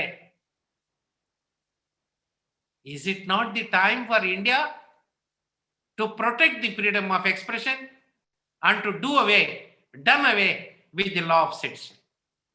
ಆ ದಿಕ್ಕಿನಲ್ಲಿ ನನ್ನ ಅಭಿಪ್ರಾಯದಲ್ಲಿ ಇವತ್ತು ಇಂಥ ಕಾನೂನನ್ನ ನಾವು ಮುಂದುವರಿಸಿಕೊಂಡು ಹೋಗೋದು ಪ್ರಜಾಪ್ರಭುತ್ವದ ಹಿತದೃಷ್ಟಿಯಿಂದ ಒಳ್ಳೆಯದಲ್ಲ. ದೇಶದ ಹಿತದೃಷ್ಟಿಯಿಂದ ಒಳ್ಳೆಯದಲ್ಲ. ಎಲ್ಲ ಆಯಾಮಗಳಲ್ಲಿ ನೋಡಿದಾಗ ನನ್ನ ಅಭಿಪ್ರಾಯದಲ್ಲಿ ಈ ಲಾ ಆಫ್ ಸೆಡಿಷನ್ ಅಂತಕ್ಕಂಥದ್ದನ್ನ ಕಾನೂನು ಪುಸ್ತಕದಿಂದಾನೇ ತೆಗೆದುಹಾಕಬೇಕು. ಕೇವಲ ಲಾ ಆಫ್ ಸೆಡಿಷನ್ ಮಾತ್ರ ಅಲ್ಲ, ನಾನು ಈ ಹಿಂದೆನೋ ಹೇಳಿದ್ದೀನಿ, ಬರೆದಿದ್ದೀನಿ, ಈಗಲೂ ಹೇಳ್ತಾ ಇದ್ದೀನಿ. This is the time where the India has to done away with the law of sedition, criminal contempt of court and criminal defamation. ಅದಕ್ಕೆ ಪರ್ಯಾಯ ಮಾರ್ಗಗಳಿವೆ. ಹಾಗಾಗಿ ಸ್ನೇಹಿತರೆ, ಈ ಕಾನೂನು ಇವತ್ತು ನಮ್ಮ ಪ್ರಜಾಪ್ರಭುತ್ವದಲ್ಲಿ, ನಮ್ಮ ಸಂವಿಧಾನದ ಅಡಿಯಲ್ಲಿ ಮುಂದುವರಿಯೋದಕ್ಕೆ ಅವಕಾಶನೇ ಇಲ್ಲ. ಆದ್ದರಿಂದ ಈ ಕಾನೂನನ್ನ ಕೇವಲ ಕೆಲವು ನಿಬಂಧನೆಗಳಿಂದ ಸರ್ಕಾರದ ನಿಯಂತ್ರಣ ಮಾಡೋದಕ್ಕೆ ಸಾಧ್ಯ ಇಲ್ಲ. 60 ವರ್ಷಗಳ ಅನುಭವ ನಮಗೆ ಏನ್ ಪಾಠ ಕಲಿಸುತ್ತೆ ಅಂತಂದ್ರೆ, ನ್ಯಾಯಾಲಯದ ಷರತ್ತುಗಳನ್ನ ಪಾಲಿಸದೆ ಉಲ್ಲಂಘನೆ ಮಾಡಿ ಸಾವಿರಾರು ಪ್ರಕರಣಗಳಲ್ಲಿ ಸರ್ಕಾರ ಈ ಸೆಡಿಷನ್ ಅನ್ನ ಪ್ರಯೋಗ ಮಾಡಿದೆ, ಜಾರಿಗೊಳಿಸಿದೆ. ಜನರಲ್ಲಿ ಭಯವನ್ನು ಹುಟ್ಟಿಸಿದೆ, ಆತಂಕವನ್ನು ಹುಟ್ಟಿಸಿದೆ. ಏನ್ ಮಾತಾಡಬೇಕು, ಏನ್ ಬರೀಬೇಕು, ಏನ್ ಮೆಸೇಜ್ ಕಳಿಸ್ಬೇಕು, ಎಲ್ಲದಕ್ಕೂ ಇವತ್ತು ಜನರ ಭಯದ ವಾತಾವರಣದಲ್ಲಿದ್ದಾರೆ. ಎಲ್ಲ ರೀತಿಯ ಜನವಿಭಾಗದಲ್ಲಿ ಈ ಭಯವನ್ನು ಹುಟ್ಟಿಸಿದ್ದಾರೆ. ನಾನು ಆಗ್ಲೇ ಹೇಳಿದಂಗೆ CAA ಕಾನೂನಿಗೆ ವಿರುದ್ಧ ಪ್ರೊಟೆಸ್ಟ್ ಮಾಡಿದವರು, ರೈತ ಪರ ಪ್ರೊಟೆಸ್ಟ್ ಮಾಡಿದವರು, ವಿಶ್ವವಿದ್ಯಾಲಯದ ವಿದ್ಯಾರ್ಥಿಗಳು, ಪತ್ರಕರ್ತರು, ಸಾಹಿತಿಗಳು, ಕಲಾವಿದರು, ಈ ರೀತಿ ಎನ್ವೈರನ್ಮೆಂಟಲಿಸ್ಟು, ಈಗ ಹೇಳ್ತಾ ಹೋದ್ರೆ ಆ ಪಟ್ಟಿ ಕೊನೆದೇ ಇಲ್ಲ. ಒಂದು ಫೋಟೋ ತಗೊಳ್ತೀನಿ ಅಂತ ಒಂದು ಹಾಥ್ರಾಸ್ ಪ್ರಕರಣದಲ್ಲೇ ಉತ್ತರ ಪ್ರದೇಶಕ್ಕೆ ಹೋದ್ರೆ ಆ ಹುಡುಗನನ್ನು ಸೆಡಿಷನ್ ಕಾನೂನು ಕೆಳಗಡೆ ಅರೆಸ್ಟ್ ಮಾಡಿ ಜೈಲ್ಗೆ ಹಾಕ್ತಾರೆ. ಹಾಗಾಗಿ ಸ್ನೇಹಿತರೆ, ಈ 3 ಕಾನೂನು, ಬರ್ಬರ ಕಾನೂನುಗಳನ್ನ, ಕಲೋನಿಯಲ್ ಲಾಸ್ ಅಂತ ನಾವೇನ್ ಕರಿತೀವಿ, ಬ್ರಿಟಿಷರು ತಂದು ಸ್ವತಂತ್ರ ಹೋರಾಟದ ಧ್ವನಿಯನ್ನ ದಮನ ಮಾಡೋದಕ್ಕೆ ಪ್ರಯೋಗ ಮಾಡಿರ್ತಕ್ಕಂಥ ಕಾನೂನುಗಳು ನಾವು ಮುಂದುವರಿಸಿಕೊಂಡು ಬಂದಿದ್ದು ಒಂದು ದುರಂತ. ಕಳೆದ 72 ವರ್ಷಗಳಲ್ಲಿ ಈ ಕಾನೂನುಗಳ ಸದ್ಬಳಕೆಗಿಂತ ದುರ್ಬಳಕೆಯೇ ಜಾಸ್ತಿ. ನ್ಯಾಯಾಂಗ ವಿಧಿಸಿರ್ತಕ್ಕಂಥ ಅನೇಕ ನಿಬಂಧನೆಗಳನ್ನ ಪಾಲಿಸದೆ ಸರ್ಕಾರಗಳು ಈ ಕಾನೂನುಗಳನ್ನು ಜಾರಿಗೆ ತಂದಿವೆ. ಹಾಗಾಗಿ ಮಾನವ ಹಕ್ಕುಗಳ ಹಿತದೃಷ್ಟಿಯಿಂದ, ಸಂವಿಧಾನದ ಹಿತದೃಷ್ಟಿಯಿಂದ, ಮೂಲಭೂತ ಹಕ್ಕುಗಳ ಹಿತದೃಷ್ಟಿಯಿಂದ, ಜನರ ಸ್ವಾತಂತ್ರ್ಯದ ಪ್ರಜಾಪ್ರಭುತ್ವದ ಹಿತದೃಷ್ಟಿಯಿಂದ ಇವತ್ತು ಈ ಲಾ ಆಫ್ ಸೆಡಿಷನ್ ಅಂತಕ್ಕಂಥದ್ದನ್ನ ಕಾನೂನು ಪುಸ್ತಕದಿಂದ ತೆಗೆದುಹಾಕಬೇಕು ಅಂತಕ್ಕಂಥ ಅಭಿಪ್ರಾಯನ ಮಂಡಿಸ್ತಾ ನಿಮ್ಮೆಲ್ಲರಿಗೂ ಒಂದ್ಸಿ ನನ್ನ ಮಾತನ್ನು ಮುಗಿಸ್ತೀನಿ. ನಮಸ್ಕಾರ. Thank you, sir, for that illuminating and enlightening presentation. Before we take up today's Q&A session, may I now request Professor Lingaraj Gandhi, Honorable Vice Chancellor, Bangalore City University, to address the participants. Sir, I have unmuted you. ಎಲ್ರಿಗೂ ನಮಸ್ಕಾರ. Good afternoon to one and all. The respected Honorable Justice Sri H.N. Nagmohan Das sir, my senior colleague,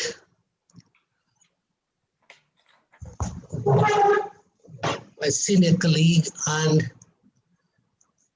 Honorable Vice Chancellor of University of Mysore, the organizers of this very important event on a highly relevant current topic, Department of Journalism and Communication, University of Mysore, Head of the department, Dr. Niranjana Vanalli, Professor Narasimhamurthy, head of the Department of Journalism Mass Communication, Bangalore City University, the president of the Advocates Association, High Court of Karnataka, Sri Ranganath, and the office bearers, and all the participants and invitees on this program.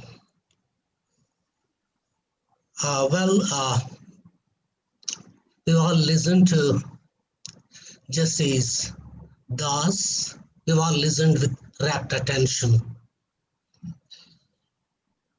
Listening to Justice Nagmohan Das is always an experience in learning. His erudition, lucidity, clarity, objectivity, insightful thoughts are the hallmarks of his deliberation, articulation. He dwelt on a subject of utmost importance. The three important institutions, the departments of journalism and communication, represented by the fourth estate, the press and the electronic media, the universities, the academic institutions, the community of judiciary, judicial institutions have come together in organizing this discourse on a topic of vital importance. Well, it's indeed a repetitive on my part to try to summarize what the erudite scholar with commitment, with candidness, spoke about, dwelt on this subject of sedition law and freedom of expression. However, it would be beneficial for me and for all of us just to recollect and reflect upon what the Honorable Justice, former Justice, Judge, High Court of Karnataka spoke about. Honorable Justice invoked history. This law, sedition law, has its genesis in the colonial regime where we were all subjected to the colonial British rule. The colonial intent in introducing this law, draconian law,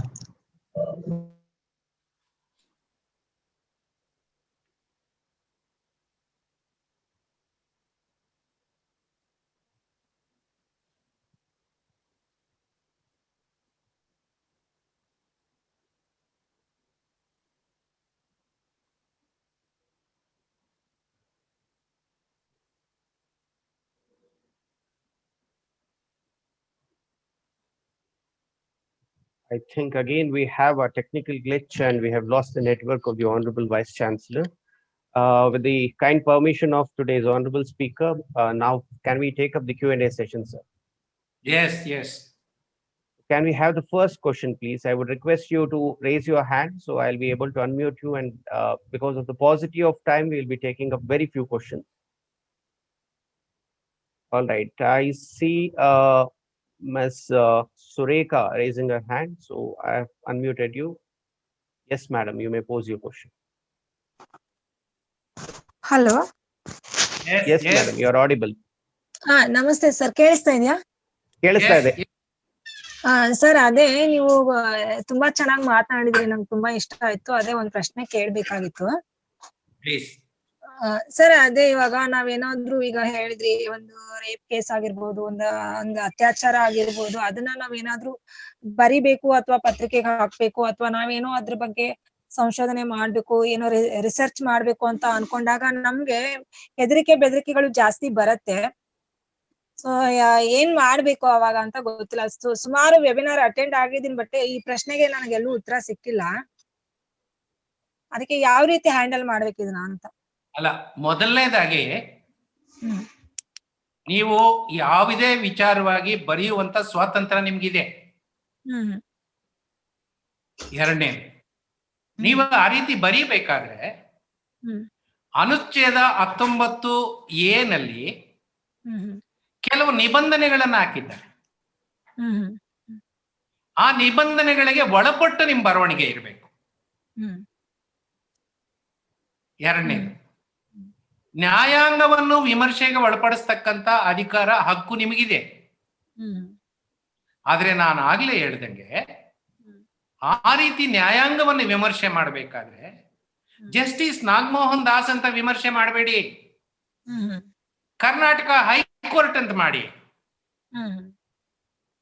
ನಿಮ್ಮ ವಿಮರ್ಶೆ ಆರೋಗ್ಯಕರವಾಗಿರ್ಲಿ, ಹ್ಮ್.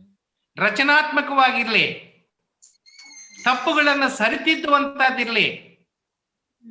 ಯಾವುದೇ ಕಾರಣಕ್ಕೆ ನ್ಯಾಯಾಂಗ ಅಂತ ಸಂಸ್ಥೆಯನ್ನ ಧ್ವಂಸ ಮಾಡ್ತಕ್ಕಂಥ ವಿಮರ್ಶೆ ಹಾಕ್ಕೊಡುದು. ಹ್ಮ್. ಸಾಮಾನ್ಯ ಜನರು ಅನೇಕ ಕಾರಣಗಳಿಗಾಗಿ ಕಾರ್ಯಾಂಗ ಮತ್ತು ಶಾಸಕಾಂಗದ ಬಗ್ಗೆ ತಮ್ಮ ನಂಬಿಕೆಯನ್ನ ದಿನೇ ದಿನೇ ಕಳ್ಕೊಳ್ತಾ ಇದ್ದಾರೆ. ಹ್ಮ್. ಇನ್ನ ಒಂದಷ್ಟು ನಂಬಿಕೆ ಉಳಿದಿರೋದು ನ್ಯಾಯಾಂಗ. ಜನಸಾಮಾನ್ಯರ ಈ ನಂಬಿಕೆಯನ್ನು ನಿಮ್ಮ ವಿಮರ್ಶೆ ಹಾಳು ಮಾಡಿಬಿಟ್ರೆ ಸಮಾಜದಲ್ಲಿ ಅರಾಜಕತೆ ಬರುತ್ತೆ, ಅನಾರ್ಕಿ ವಿಲ್ ಕಮ್. ಹಾಗಾಗಿ ಈ ಚೌಕಟ್ಟಿನ ಒಳಗಡೆ ನಿರ್ಭಯವಾಗಿ ನೀವು ಬರವಣಿಗೆಯನ್ನ ಬರೆಯಬಹುದು, ಸರ್ಕಾರ ಮತ್ತು ನ್ಯಾಯಾಂಗನ ವಿಮರ್ಶಿಸಬಹುದು. ಆ ಕೆಲಸದಲ್ಲಿ ನಿಮ್ಗೆ ಯಾರಾದರೂ ಥ್ರೆಟ್ ಕಾಲ್ಸೋ ಭಯನ ಪಡೆಯೋದಾದ್ರೆ ನೀವು ಪೊಲೀಸ್ ಸಹಾಯನ ಕೇಳಿ. ಪೊಲೀಸ್ನವ್ರು ನಿಮ್ ಸಹಾಯ ಕೊಡೋದಕ್ಕೆ ನಿರಾಕರಣೆ ಮಾಡಿದಾಗ ನ್ಯಾಯಾಂಗದ ಕದನ ತಟ್ಟಿ ನಿಮ್ಗೆ ರಕ್ಷಣೆ ಸಿಗುತ್ತೆ. Yes, sir. Now I'll be unmuting Mr. Mohammad Tariq. Yes, sir, Yes. you are unmuted and you may ask your question. Sir, my name is Mohammad Tariq, faculty from Jain College. Sir, it was really Yes. very good awareness that you created regarding this sedition law, and you made us aware that still we have people like you to stand against such injustice. My question was regarding, sir, whenever we talk something against the government, from one or the other act from the constitution, they will put the case on us and they say that particular word or particular sentence, behind that you have been arrested, or behind that you have been put a case on you. So ಎಲ್ಲಾ ಲಾ ನಮ್ ತಿಳ್ಕೊಬೇಕಾಗಿದ್ಯಾ sir? ಎಲ್ಲಿ ಹೋದ್ರು See, yes sir, I appreciate your question. thank you sir. See, it is practically not possible for every one of us to know every law. In fact, Indian Constitution itself is a very big law. Under the Indian Constitution, central government has enacted more than 2,000 laws. Each state government has made hundreds of laws. Is it practically possible for every one of us to know every law? Totally not possible. But whenever a case is put on you under a particular provision, then you explore that provision. If you are not able to understand it, contact the legal persons who can advise you and guide you. Take the assistance of lawyers. They will guide you and advise you. That is how we have to move. Yes. Thank you, sir. Now let's move on to the next question. That is by Ms. Sarishma Suresh. Yes, madam, you are unmuted. Sir, Yes. I'm Sarishma from Maharani Lakshmi Ammani College, Bangalore.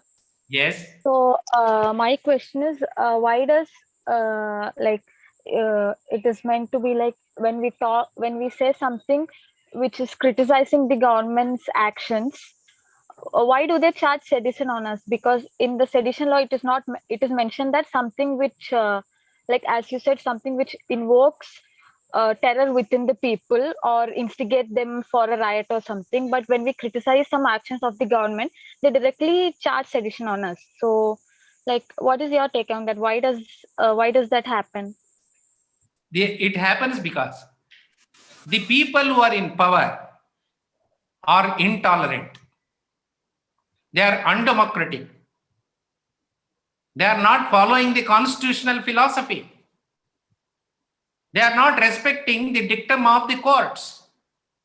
That is the reason why I told from 1950 till now, the law of sedition is being continuously abused, misused, wrongly applied, because they don't want any people to question them, criticize them. That is the reason. But we must continue to exercise our right. Courts always came in protection of people's right. There may be here and there small aberrations, but by and large, the courts always try to protect us. Keeping in this mind, there is no need for every one of us to affright the action of the government. We have to fight it. This struggle must lead to truth. This struggle must lead to liberation. This struggle must lead to victory and trump of justice. That is how we have to advance. Yes. Thank you, sir. Now I'll be unmuting Mr. J. Matthew.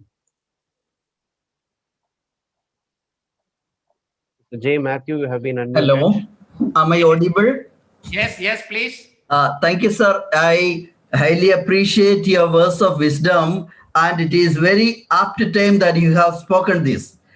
My concern is, I want to express the agony of us citizens when a state itself abuses the law using its official police force, just like illegal person in the street uses the rascals.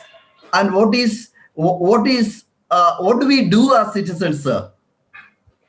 I appreciate your question. In my talk, I told, despite the Supreme Court specifying the guidelines in Kedarnath Singh case in 1962, the governments continuously violated those guidelines, did not comply the specifications in Kedarnath Singh's case. Therefore, I said, Supreme Court in Vijay Dube's case, about 4 days back judgment, missed a golden opportunity. It should have quashed that very law of sedition itself. There was another option. It should have punished the government for violating such law. Now, a new jurisprudence is to be built where the law enforcing authority and missionary violates the law, violates the Supreme Court. They must be made accountable and liable. That we have seen in the case of torture, that we have seen in lockup deaths, that we have seen in custodial deaths. Why not? In case of sedition, that jurisprudence is required to be built and developed in this country. That is the only answer. Yes. Thank you, sir. We'll take up last few questions. I'll be unmuting Ms. Mamata. ನಮಸ್ತೆ sir. ನಮಸ್ತೆ. ಮೈಸೂರು ವಿಶ್ವವಿದ್ಯಾಲಯದಿಂದ doctor Mamata ಅಂತ ಹೇಳಿ ನಾನು. Sir, ನಿಮ್ಮ ಈ ಸಂದರ್ಭದಲ್ಲಿ ಇಷ್ಟು ಮುಕ್ತವಾಗಿ ಸೆಡಿಷನ್ ಲಾ ಬಗ್ಗೆ ಮಾತಾಡಿದ್ದು ನಮ್ಗೆ ತುಂಬಾ ಸಂತೋಷ ತಂತು. ತುಂಬಾ ವರ್ಷಗಳಿಂದ ಮೀಡಿಯಾ ಲಾಸ್ ನ ಪಾಠ ಮಾಡ್ತಿರೋ ಸಂದರ್ಭದಲ್ಲಿ ವಿದ್ಯಾರ್ಥಿಗಳಿಗೆ ಸೆಡಿಷನ್ ಬಗ್ಗೆ ಹೇಳ್ತಿರೋ ತುಂಬಾ ನೋವಿನಿಂದಾನೇ ಹೇಳ್ತಿದ್ದೆ. ಸೊ ನೀವು ಇದನ್ನ ಹೇಳಿದ್ದಕ್ಕೆ ತುಂಬಾ ಸಂತೋಷ ಆಯ್ತು. ನನ್ ಪ್ರಶ್ನೆ ಏನು ಅಂತಂದ್ರೆ, ಜಮ್ಮು ಕಾಶ್ಮೀರದ ಸಂದರ್ಭ ಇದ್ದಲ್ಲಿ ಸುಪ್ರೀಂ ಕೋರ್ಟ್ ಕೂಡ ಈ ಒಂದು ಇದನ್ನ ನಮ್ಮ ಮೂಲಭೂತ ಹಕ್ಕುಗಳನ್ನ ಇದು ಎತ್ತಿ ಹಿಡಿದ ಹೋದಾಗ ನಾವು ಇಂಟರ್ನ್ಯಾಷನಲ್ ಹ್ಯೂಮನ್ ರೈಟ್ಸ್ ಕೋರ್ಟ್ ಅಲ್ಲಿ ಏನಾದ್ರು ಅದನ್ನ ಪ್ರಶ್ನೆ ಮಾಡಬಹುದಿತ್ತ, ಅಥವಾ ನಮ್ಗಲ್ಲಿ ಏನಾದ್ರು ನ್ಯಾಯ ಸಿಕ್ಕುವಂತ ಪರಿಸ್ಥಿತಿ ಇದೆಯಾ? ನಮ್ಮ ಇಂಡಿಯನ್ ಲಾ ಆಗ್ಲಿ ಅದ್ರ ಬಗ್ಗೆ ಏನ್ ಹೇಳುತ್ತೆ ಅನ್ನೋದ್ರ ಬಗ್ಗೆ ಬೆಳಕು ಚೆಲ್ಬೇಕು ಅಂತ ನಿಮ್ಮನ್ನ ಕೇಳ್ಕೊತೀನಿ ಸರ್. ಬಹಳ ಒಳ್ಳೆ ಪ್ರಶ್ನೆ ಕೇಳಿದ್ದೀರಿ ಮೇಡಮ್. ಒಂದನೇದು, ನೀವು ಹೇಳಿದಂಗೆ 70 ಲಕ್ಷಕ್ಕಿಂತ ಹೆಚ್ಚು ಕಾಶ್ಮೀರಿ ಕಣಿವೆಯಲ್ಲಿ ಲಾಕ್ಡೌನ್ ಅನುಭವಿಸಿದ್ರು. ಜಗತ್ತಿನ ಅತಿ ಉದ್ದದ ಲಾಕ್ಡೌನ್. ಈ ಲಾಕ್ಡೌನ್ ಪೀರಿಯಡ್ನಲ್ಲಿ ಅಷ್ಟೂ ಲಕ್ಷದ ಜನ ಸಂವಿಧಾನದ ಮೂಲಭೂತ ಹಕ್ಕುಗಳನ್ನು ಕಳ್ಕೊಂಡ್ರು. ಆ ಹಕ್ಕುಗಳನ್ನು ರೆಸ್ಟೋರ್ ಮಾಡಿ ಅಂತೇಳಿ ಸರ್ವೋಚ್ಚ ನ್ಯಾಯಾಲಯಕ್ಕೆ ಹೋದಾಗ ಅದಕ್ಕೂ ಏನು ಮಾನ್ಯತೆ ಕೊಟ್ಟು, ತುರ್ತು ಗಮನ ಕೊಟ್ಟು, ಆದ್ಯತೆ ಮೇಲೆ ತೀರ್ಮಾನ ಮಾಡಬೇಕಾಗುತ್ತೆ, ಸುಪ್ರೀಂ ಕೋರ್ಟ್ ಮಾಡಲಿಲ್ಲ. ಅದನ್ನು ನಾನು ಈಗಾಗಲೇ ಹೇಳಿದ್ದೀನಿ. ಈ ವಿಚಾರದಲ್ಲಿ ಸುಪ್ರೀಂ ಕೋರ್ಟ್ ಎಡವಿದೆ. ಅದರ ಜೊತೆಯಲ್ಲಿ ಅನೇಕ ಜನ ನಿಮ್ಮಂತ ಪ್ರಜ್ಞಾವಂತರು ಮಾನವ ಹಕ್ಕುಗಳ ಆಯೋಗದಲ್ಲೂ ಕೂಡ ದೂರು ಸಲ್ಲಿಸಿದ್ದಾರೆ ಈ ವಿಚಾರದಲ್ಲಿ. ಆದರೆ ರಾಜ್ಯದ ಮಾನವ ಹಕ್ಕುಗಳ ಆಯೋಗ ಆಗಲಿ, ರಾಷ್ಟ್ರೀಯ ಮಾನವ ಹಕ್ಕುಗಳ ಆಯೋಗ ಆಗಲಿ ಪರಿಣಾಮಕಾರಿಯಾಗಿ ಇದಕ್ಕೆ ಸ್ಪಂದಿಸಲಿಲ್ಲ. ಹಾಗಾಗಿ ಉತ್ತರ ಏನು ಅಂತಂದ್ರೆ, ಜನಾಭಿಪ್ರಾಯನೇ ಇದಕ್ಕುದ್ರ. You have to go to the people's court. It is the people's court that ultimately protects your right. Yes. Thank you, sir. Last question, we'll take it up, and I'll be, of course, I can see a lot of hand raises, but I'll be, because of paucity of time, I'll not be able to take up all. I'll be unmuting Ms. Smita Shenoy. Last question. And if at all, any friends from the media has any question, I think we should take up 1 or 2 questions from the media. I know that a lot of people from media have logged in, and I would appreciate if few people from the media could pose few questions. Thank you. Good morning, yes, madam, sir. you may go ahead. Good morning. I'm very happy that I got an opportunity to speak to Mr. Justice Rao. Sir, it is a very eye-opening session. Sir, my question is, Delhi University alli makkalu ದೇಶದ ವಿರುದ್ಧ ಮತ್ತೆ ಪಾಕಿಸ್ತಾನಕ್ಕೆ pro ಆಗಿರುವಂತಹ ಕೂಗುಗಳನ್ನು ಕೂಗಿದಾಗ ಅದನ್ನು sedition ನಲ್ಲಿ ನಿವಾರಿಸಲಿಕ್ಕೆ ಆಗ್ತಾ ಇರ್ಲಿಲ್ಲ. ಯಾಕಂದ್ರೆ ಅವರು ವಿದ್ಯಾರ್ಥಿಗಳು, ಅವರ ಮೇಲೆ ಅಂತ ಹಾರ್ಡ್ ಲಾನ ಹಾಕಬಾರದು ಅನ್ನೋದೊಂದು. ಅದನ್ನು ಯಾವ ತರ ಅಂದ್ರೆ ನನ್ಗೆ ಅನ್ಸ್ತಾ ಇತ್ತು, ವಿದ್ಯಾರ್ಥಿಗಳು ಯಾವುದೋ ಒಂದು ಶಕ್ತಿಯ ಕೆಳಗೆ ಬಂದು ಈ ಕೆಲಸ ಮಾಡ್ತಾ ಇದ್ದಾರೆ ಅನ್ನೋದು. ಇನ್ನೊಂದು, ಅದರಿಂದಾಗಿ ನಮ್ಮ ಶೈಕ್ಷಣಿಕ ಕ್ಷೇತ್ರದಲ್ಲಿ ತುಂಬಾ ಪೋಲರೈಸೇಷನ್ ಆಗಿದೆ. ಹೆಚ್ಚಿದಾಗಿ ಕೆಲವು ಸಂಸ್ಥೆಗಳು ಅವರ ವಿದ್ಯಾರ್ಥಿಗಳನ್ನು ಇವರನ್ನು ಸ್ವಲ್ಪ ಸಂಶಯದ ದೃಷ್ಟಿಯಿಂದ ನೋಡುವ, ಅದರ ಪರಿಣಾಮ, the repercussions has become so much sir through out the country. ಇದನ್ನು ಸ್ವಲ್ಪ ತಾವು ವಿವರಿಸಿ ಹೇಳಿದ್ರೆ ಒಳ್ಳೆದಿತ್ತು. ಧನ್ಯವಾದ.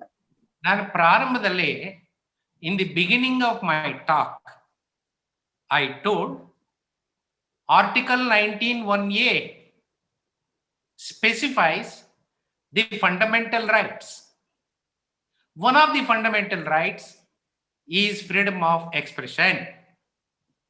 The Supreme Court in Keshwanand Bharati's case said this right is a basic feature of the Constitution.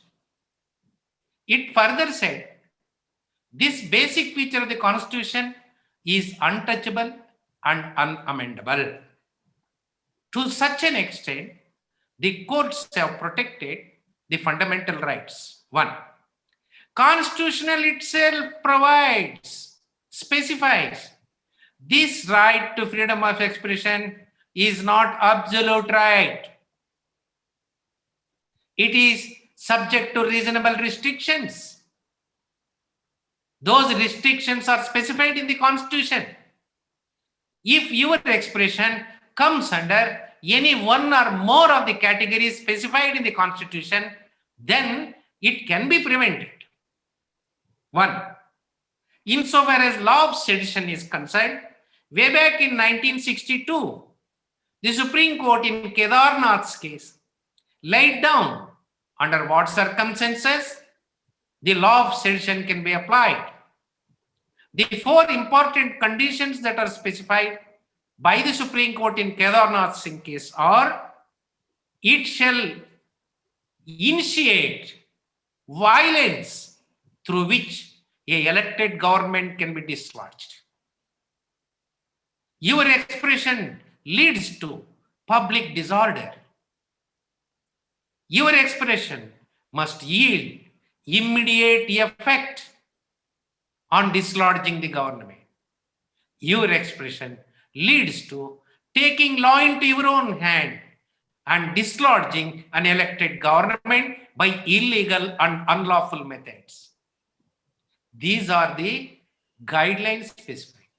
Therefore, any one expression by any quarter, by any individual comes under this category, we can punish them.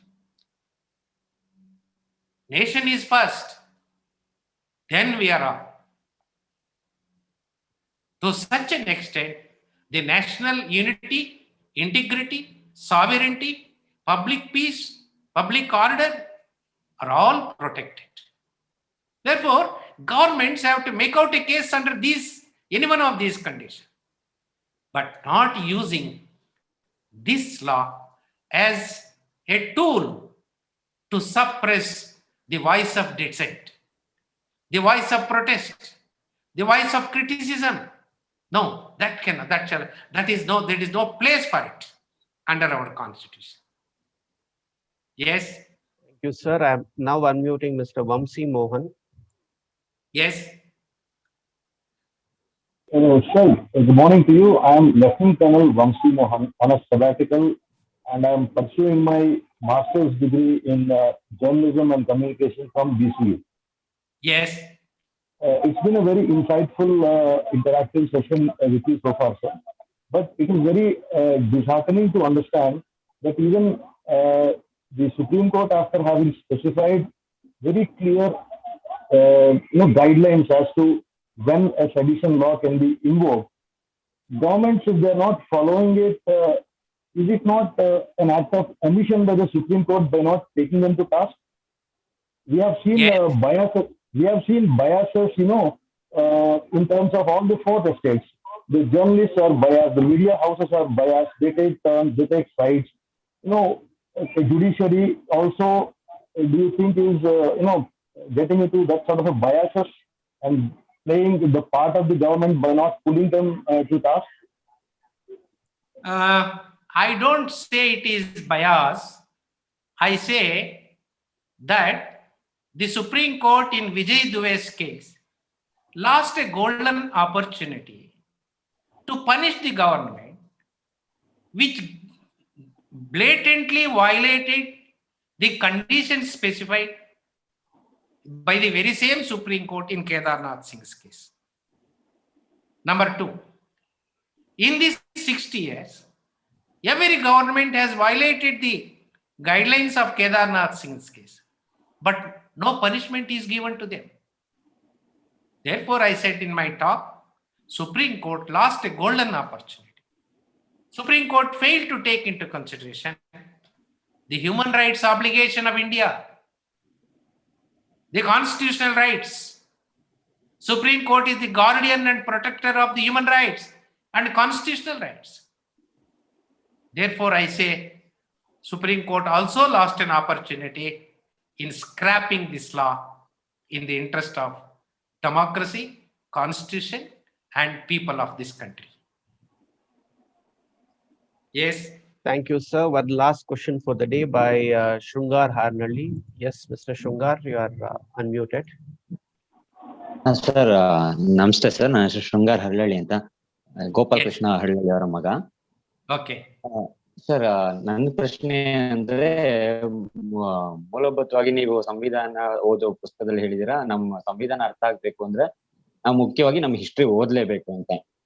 So ನಾ ಅದನ್ನ ನೋಡ್ತಾ ಬಂದಾಗ ನಮ್ಗೆ ಮೂಲ ಉದ್ದೇಶ ಏನಿರೋದಂದ್ರೆ ಶೋಷಣೆ ಮುಕ್ತ ಭಾರತ ಅಥವಾ ರಾಜ್ಯ ಅಥವಾ ದೇಶಗಳನ್ನ ನಾವು ಕಾಣ್ಬೇಕು ಅನ್ನೋದು ಅವಾಗಿನ ತುಂಬಾ ಹೋರಾಟಗಾರರು ಹೇಳ್ಕೊಂಡ್ ಬಂದಿದ್ದಾರೆ. ಬಟ್ ಇವತ್ತಿಗೂ ಕೂಡ ಒಬ್ಬ ದಲಿತ ಆಗ್ಲಿ ಅಥವಾ ಇನ್ಯಾರು ಹತ್ಯೆಗಳಾದಾಗ ದಲಿತ ಹತ್ಯೆ ಆದಾಗ ಸೊ ಅವ್ರ ಮೇಲೆ ನಾವೇನು ರಿಪೋರ್ಟೇ ಮಾಡಕ್ಕಾಗಲ್ಲ, ಅಂತ ವಿಷಯಗಳ ಆಚೆನೂ ಬರಲ್ಲ. ಸೊ ಇಂಥ ವಿಚಾರ ಆಚೆ ಬಂದಾಗ ಅದನ್ನ ಅಲ್ಲೇ ಮುಚ್ಚಾಕಿ ಆ ಕೇಸ್ನ ಹೊರಗಡೆ ಬರ್ದಂಗ್ ಮಾಡಿದಾಗ ನಮ್ ಶೋಷಣೆ ಎಲ್ಲಿ ಹೋಗುತ್ತೆ ಅನ್ನೋದು ಸರ್. ಸೊ ಅದು ಹೋಗಕ್ ಆಗಲ್ಲ ಅನ್ನೋದು ನನ್ನ ಅಭಿಪ್ರಾಯ ಸರ್. ಇದನ್ನ ಹೇಗೆ ಆಚೆ ತರ್ಬೋದು ಒಬ್ಬ ಮೀಡಿಯಾ ಸ್ಟೂಡೆಂಟ್ ಆಗಿ? ಸೊ ತುಂಬಾ ಕಷ್ಟ ಇದೆ ಅಂತ ವಿಷಯಗಳನ್ನ ನನ್ ಜನಕ್ಕೆ ತಲುಪಿಸೋದು. ಸೊ ಹೇಗೆ ಸಾಧ್ಯತೆ ಇದೆ? ಮತ್ತೆ ನನ್ಗೆ ಅದ್ರ ಮೇಲೆ ಸ್ವಲ್ಪ ಭಯನೂ ಇರುತ್ತೆ, ನನ್ ಮೇಲೆ ಏನಾರ ಹತ್ಯೆ ಆಗ್ಬೋದು ಅನ್ನೋದೆಲ್ಲ. ನಿಮ್ಮ ಪ್ರಶ್ನೆ ಬಹಳ ಗಂಭೀರವಾದದ್ದು ಮತ್ತು ಸತ್ಯ ಅಂತಕ್ಕಂಥದ್ದನ್ನ ನಾನು ಒಪ್ತೀನಿ. ಆದ್ರೆ ಇತಿಹಾಸ ನಮ್ಗೊಂದು ಪಾಠ ಹೇಳ್ಕೊಡುತ್ತೆ. ಏನು ಅಂತಂತಂದ್ರೆ, ಒಂದ್ಸಲ ಒಬ್ಬ ರಾಜ ಚರಿತ್ರೆಯನ್ನ ಓದಿದ್ರೆ, ಚರಿತ್ರೆಯನ್ನ ತಿಳ್ಕೊಂಡ್ರೆ ಜನರು ಸರಿ ಯಾವುದು ತಪ್ಪು ಯಾವುದು ಅಂತ ತೀರ್ಮಾನಕ್ಕೆ ಬರ್ತಾರೆ. ಆಗ ಜನರು ನಾನ್ ತಪ್ಪು ಮಾಡ್ತಾ ಇದ್ದೀನಿ ಅಂತೇಳಿ ರಾಜನ ವಿರುದ್ಧ ದಂಗೆ ಹೇಳ್ತಾರೆ. ಅದಾಗದೆ ಇರ್ಬೇಕಾದ್ರೆ ಏನ್ ಮಾಡ್ಬೇಕು ಅಂತಂದ್ರೆ, ರಾಜ ಒಂದು ತೀರ್ಮಾನ ಮಾಡ್ತಾನೆ. ಏನು ಅಂತಂದ್ರೆ, ಎಲ್ಲ ಹಿಸ್ಟ್ರಿ ಬುಕ್ಸ್ ಅನ್ನ ಸುಟ್ಟಾಕ್ಬಿಡಿ, ಎಲ್ಲ ಹಿಸ್ಟಾರಿಯನ್ಸ್ ಅನ್ನ ಕೊಲೆ ಮಾಡ್ಬಿಡಿ, ಆಗ ಹಿಸ್ಟ್ರಿ ಓದೋ ಅವಕಾಶನೇ ಇರೋದಿಲ್ಲ ಜನರಿಗೆ ಅಂತ. ಆಗ ಜನರು ಏನ್ ಮಾಡಿದ್ರು ಗೊತ್ತಾ? ಒಬ್ಬೊಬ್ರು ಒಂದೊಂದು ಪುಸ್ತಕ ಆಗ್ಬಿಟ್ರು. ನೀನ್ ಇಂಡಿಯನ್ ಹಿಸ್ಟ್ರಿ ಆದೆ, ನಾನು ಯುರೋಪಿಯನ್ ಹಿಸ್ಟ್ರಿ ಆದೆ, ಇನ್ನೊಬ್ರು ಏನ್ಷಿಯಂಟ್ ಇಂಡಿಯನ್ ಹಿಸ್ಟ್ರಿ ಆದ್ರು, ಇನ್ನೊಬ್ರು ಮಾಡರ್ನ್ ಇಂಡಿಯನ್ ಹಿಸ್ಟ್ರಿ ಆದ್ರು, ಇನ್ನೊಬ್ರು ಮಿಡೈವಲ್ ಇಂಡಿಯನ್ ಹಿಸ್ಟ್ರಿ ಆಗೋದ್ರು. ಒಬ್ಬ ಮನುಷ್ಯ ಒಬ್ಬ ಪುಸ್ತಕ ಆಗೋಗ್ಬಿಟ್ರೆ ನೀನ್ ಪುಸ್ತಕಗಳು ಸುಟ್ಬೋದು, ಮನುಷ್ಯನ್ ಸುಡೋಕ್ಕಾಗತ್ತಾ? ನೋಡಿ, ಈ ರೀತಿ ಆಲ್ಟರ್ನೇಟಿವ್ ಕಂಡುಕೊಂಡು ನಿಮ್ಗೆ ಎರಡನೇ ಎಕ್ಸಾಂಪಲ್ ಕೊಡ್ತೀನಿ. 1975 ನಲ್ಲಿ ನಮ್ಮ ದೇಶದಲ್ಲಿ ತುರ್ತು ಪರಿಸ್ಥಿತಿ ಹೇರಿದ್ರು. Emergency was imposed in 1975. Simultaneously, press censorship was also imposed. ಅವತ್ತೇನ್ ಮಾಡಿದ್ರು ಅಂತಂದ್ರೆ, ಸರ್ಕಾರದ ವತಿಯಿಂದ ಪ್ರತಿಯೊಂದು ಪತ್ರಿಕೆಗೂ ಒಬ್ಬೊಬ್ಬರನ್ನು ಕಳಿಸಿದ್ರು. ಅವರು ರೆಡ್ಡಿಂಗ್ ಮಾರ್ಕ್ ಹಾಕಿದ್ದೆಲ್ಲ ಪತ್ರಿಕೆಯವರು ತೆಗೆದಾಕ್ಬೇಕು.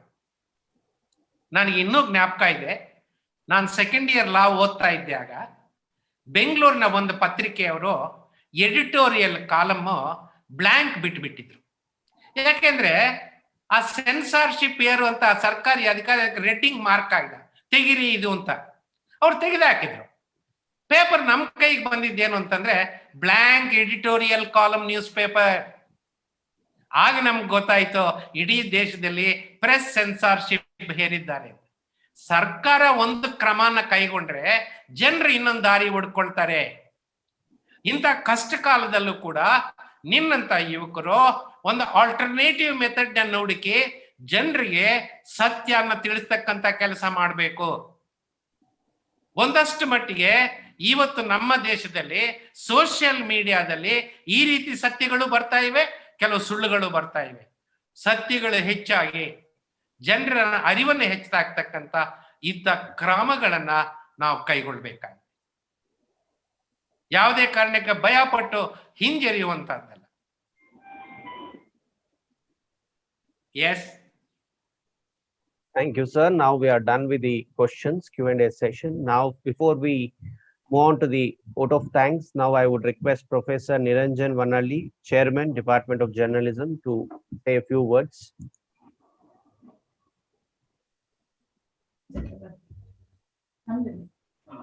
ಎಲ್ಲರಿಗೂ ನಮಸ್ಕಾರ.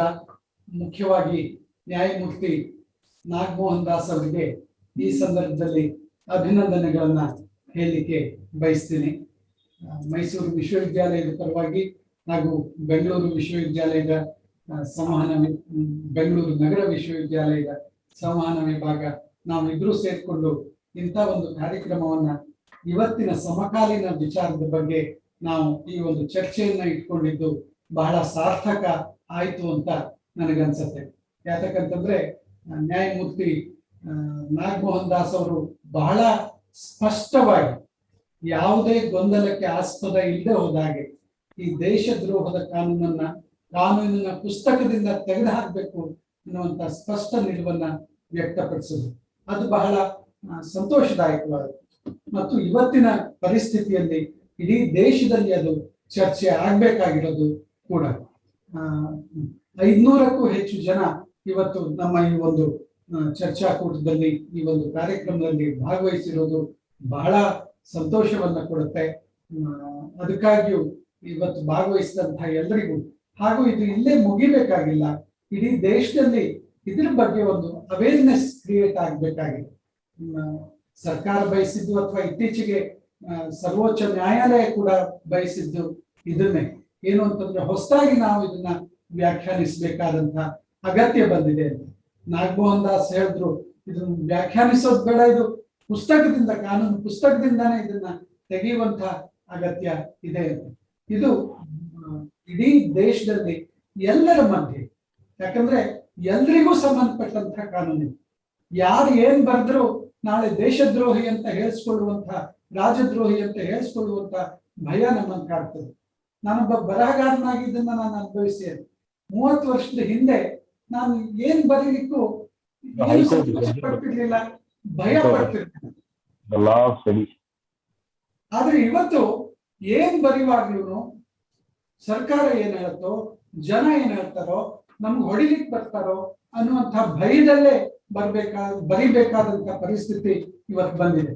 ಈ ದೃಷ್ಟಿಯಲ್ಲಿ ಇಡೀ ದೇಶದಲ್ಲಿ ವ್ಯಾಪಕವಾದಂತ ಚರ್ಚೆ ಇದ್ರ ಬಗ್ಗೆ ಆಗ್ಲಿ ಅಂತ ನಾನು ಭಾವಿಸ್ತೇನೆ, ಆಶಿಸ್ತೇನೆ. ಇಂಥ ಒಂದು ಕಾರ್ಯಕ್ರಮದಲ್ಲಿ ಭಾಗವಹಿಸಿದ್ದಕ್ಕೆ ನ್ಯಾಯಮೂರ್ತಿ ನಾಗಮೋಹನ್ ದಾಸ್ ಅವರಿಗೆ ಮತ್ತೊಮ್ಮೆ ವಂದನೆಗಳನ್ನ ಹೇಳ್ತೇನೆ. ನಮಸ್ಕಾರ. ಧನ್ಯವಾದಗಳು sir. Now may I request Mr. A.N. Gangadaraya, Secretary, Advocates Association, Bengaluru, to extend the thanks note. Friends, today with this webinar, I personally feel that we have started a new beginning a new horizon of thinking. First of all, I thank Honorable Mr. Justice H.N. Nagmohan Das for their erroneous and enlightening speech over the subject on the day, sedition law and freedom of expression. Thank you very much, sir. I also thank Professor Hemant Kumar, Honorable Vice Chancellor of Mysore University, for having inaugurated this webinar and delivering the inaugural speech. Thank you, sir. I thank Professor Lingaraju Gandhi, Honorable Vice Chancellor, Bangalore City University, for presiding over this webinar, sir. Thank you. I thank Professor Sunil Vanalli for accepting our invitation, who is the Chairman of Department of Journalism, University of Mysore, and also be the chief guest of this today's webinar. I thank our President A.P. Ranganath, President of Advocate Association Bangalore, and our Treasurer Sri Shivamurthy, Advocate Association Bangalore, and all other Governing Council members and Executive Committee members for being in this webinar. Thank you, all of you. I thank Sri Trivikram, the advocate who is moderating today's webinar. I thank all the advocate brothers and sisters who are participating in this active participation in this webinar series. I thank one and all for your live logging on this webinar. Thank you, one and all. Thank you, sir. Before we wind up today's session, I see Professor Ravi Varma Kumar, Senior Advocate, High Court of Karnataka, has logged in. So, sir, before we log out today's session, can I request you to share a few words, sir? I am unmuting you.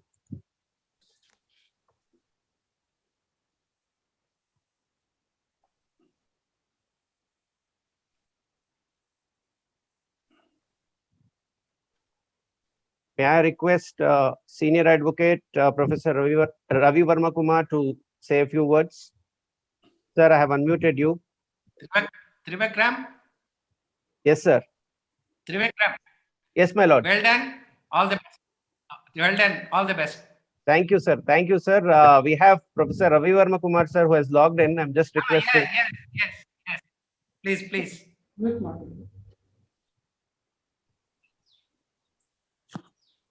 Let me congratulate Honorable Mr. Justice Nagmohan Das on an excellent presentation. I'm sorry I could not hear the full presentation. I was held up in the court soon after I became free. I had a golden opportunity to listen to you. Excellent presentation. I don't think anything needs to be added. Whatever is required to be said, he has already said. That's an excellent presentation.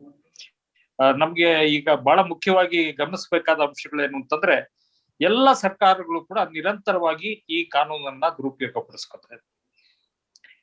ಭಾರತದ ಸಂವಿಧಾನದಲ್ಲಿ ಅಡಕವಾಗಿರುವಂತಹ ಅಭಿವ್ಯಕ್ತಿ ಸ್ವಾತಂತ್ರ್ಯಕ್ಕಿಂತಲೂ ಹೆಚ್ಚಾಗಿ ಸರ್ಕಾರಗಳಿಗೆ ತಮ್ಮನ್ನ ನಿಂದಿಸುವವರನ್ನ, ತಮ್ಮನ್ನ ವಿಮರ್ಶೆ ಮಾಡುವಂತವರ ಅವರ ಉಸಿರು ಕಟ್ಟಿಸುವಂತಹ ಕೆಲಸ ಬಹಳ ಅಚ್ಚುಕಟ್ಟಾಗಿ ನಿರಂತರವಾಗಿ ಕಳೆದ 71 ವರ್ಷಗಳಿಂದಲೂ ಕೂಡ ನಡೀತಾ ಬಂದಿದೆ.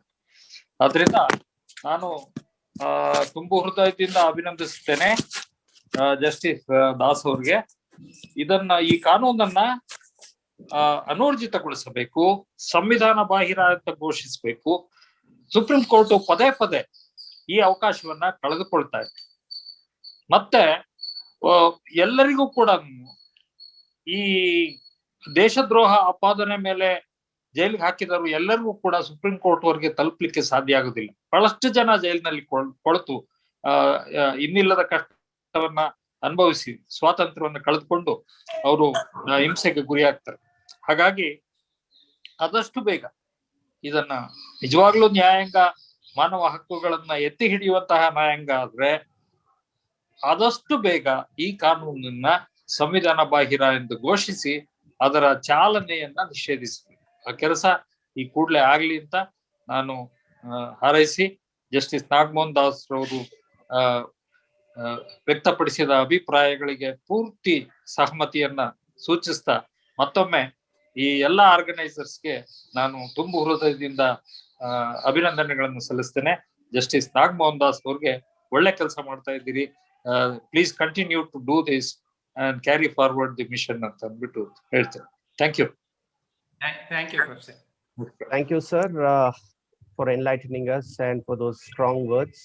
That was Professor Ravi Verma Kumar, Senior Advocate and former Advocate General, Government of Karnataka. And I would fail if I do not thank Dr. Narsim Murthy, the Chairperson, Department of Mass Communication and Journalism, because he is the man behind this webinar today. Sir, many thanks to you for organizing this wonderful webinar. Thank you so much. With this, we'll be winding up today's session. So with the kind permission of today's honorable speaker, sir, we will be now logging off today's session. Thank you.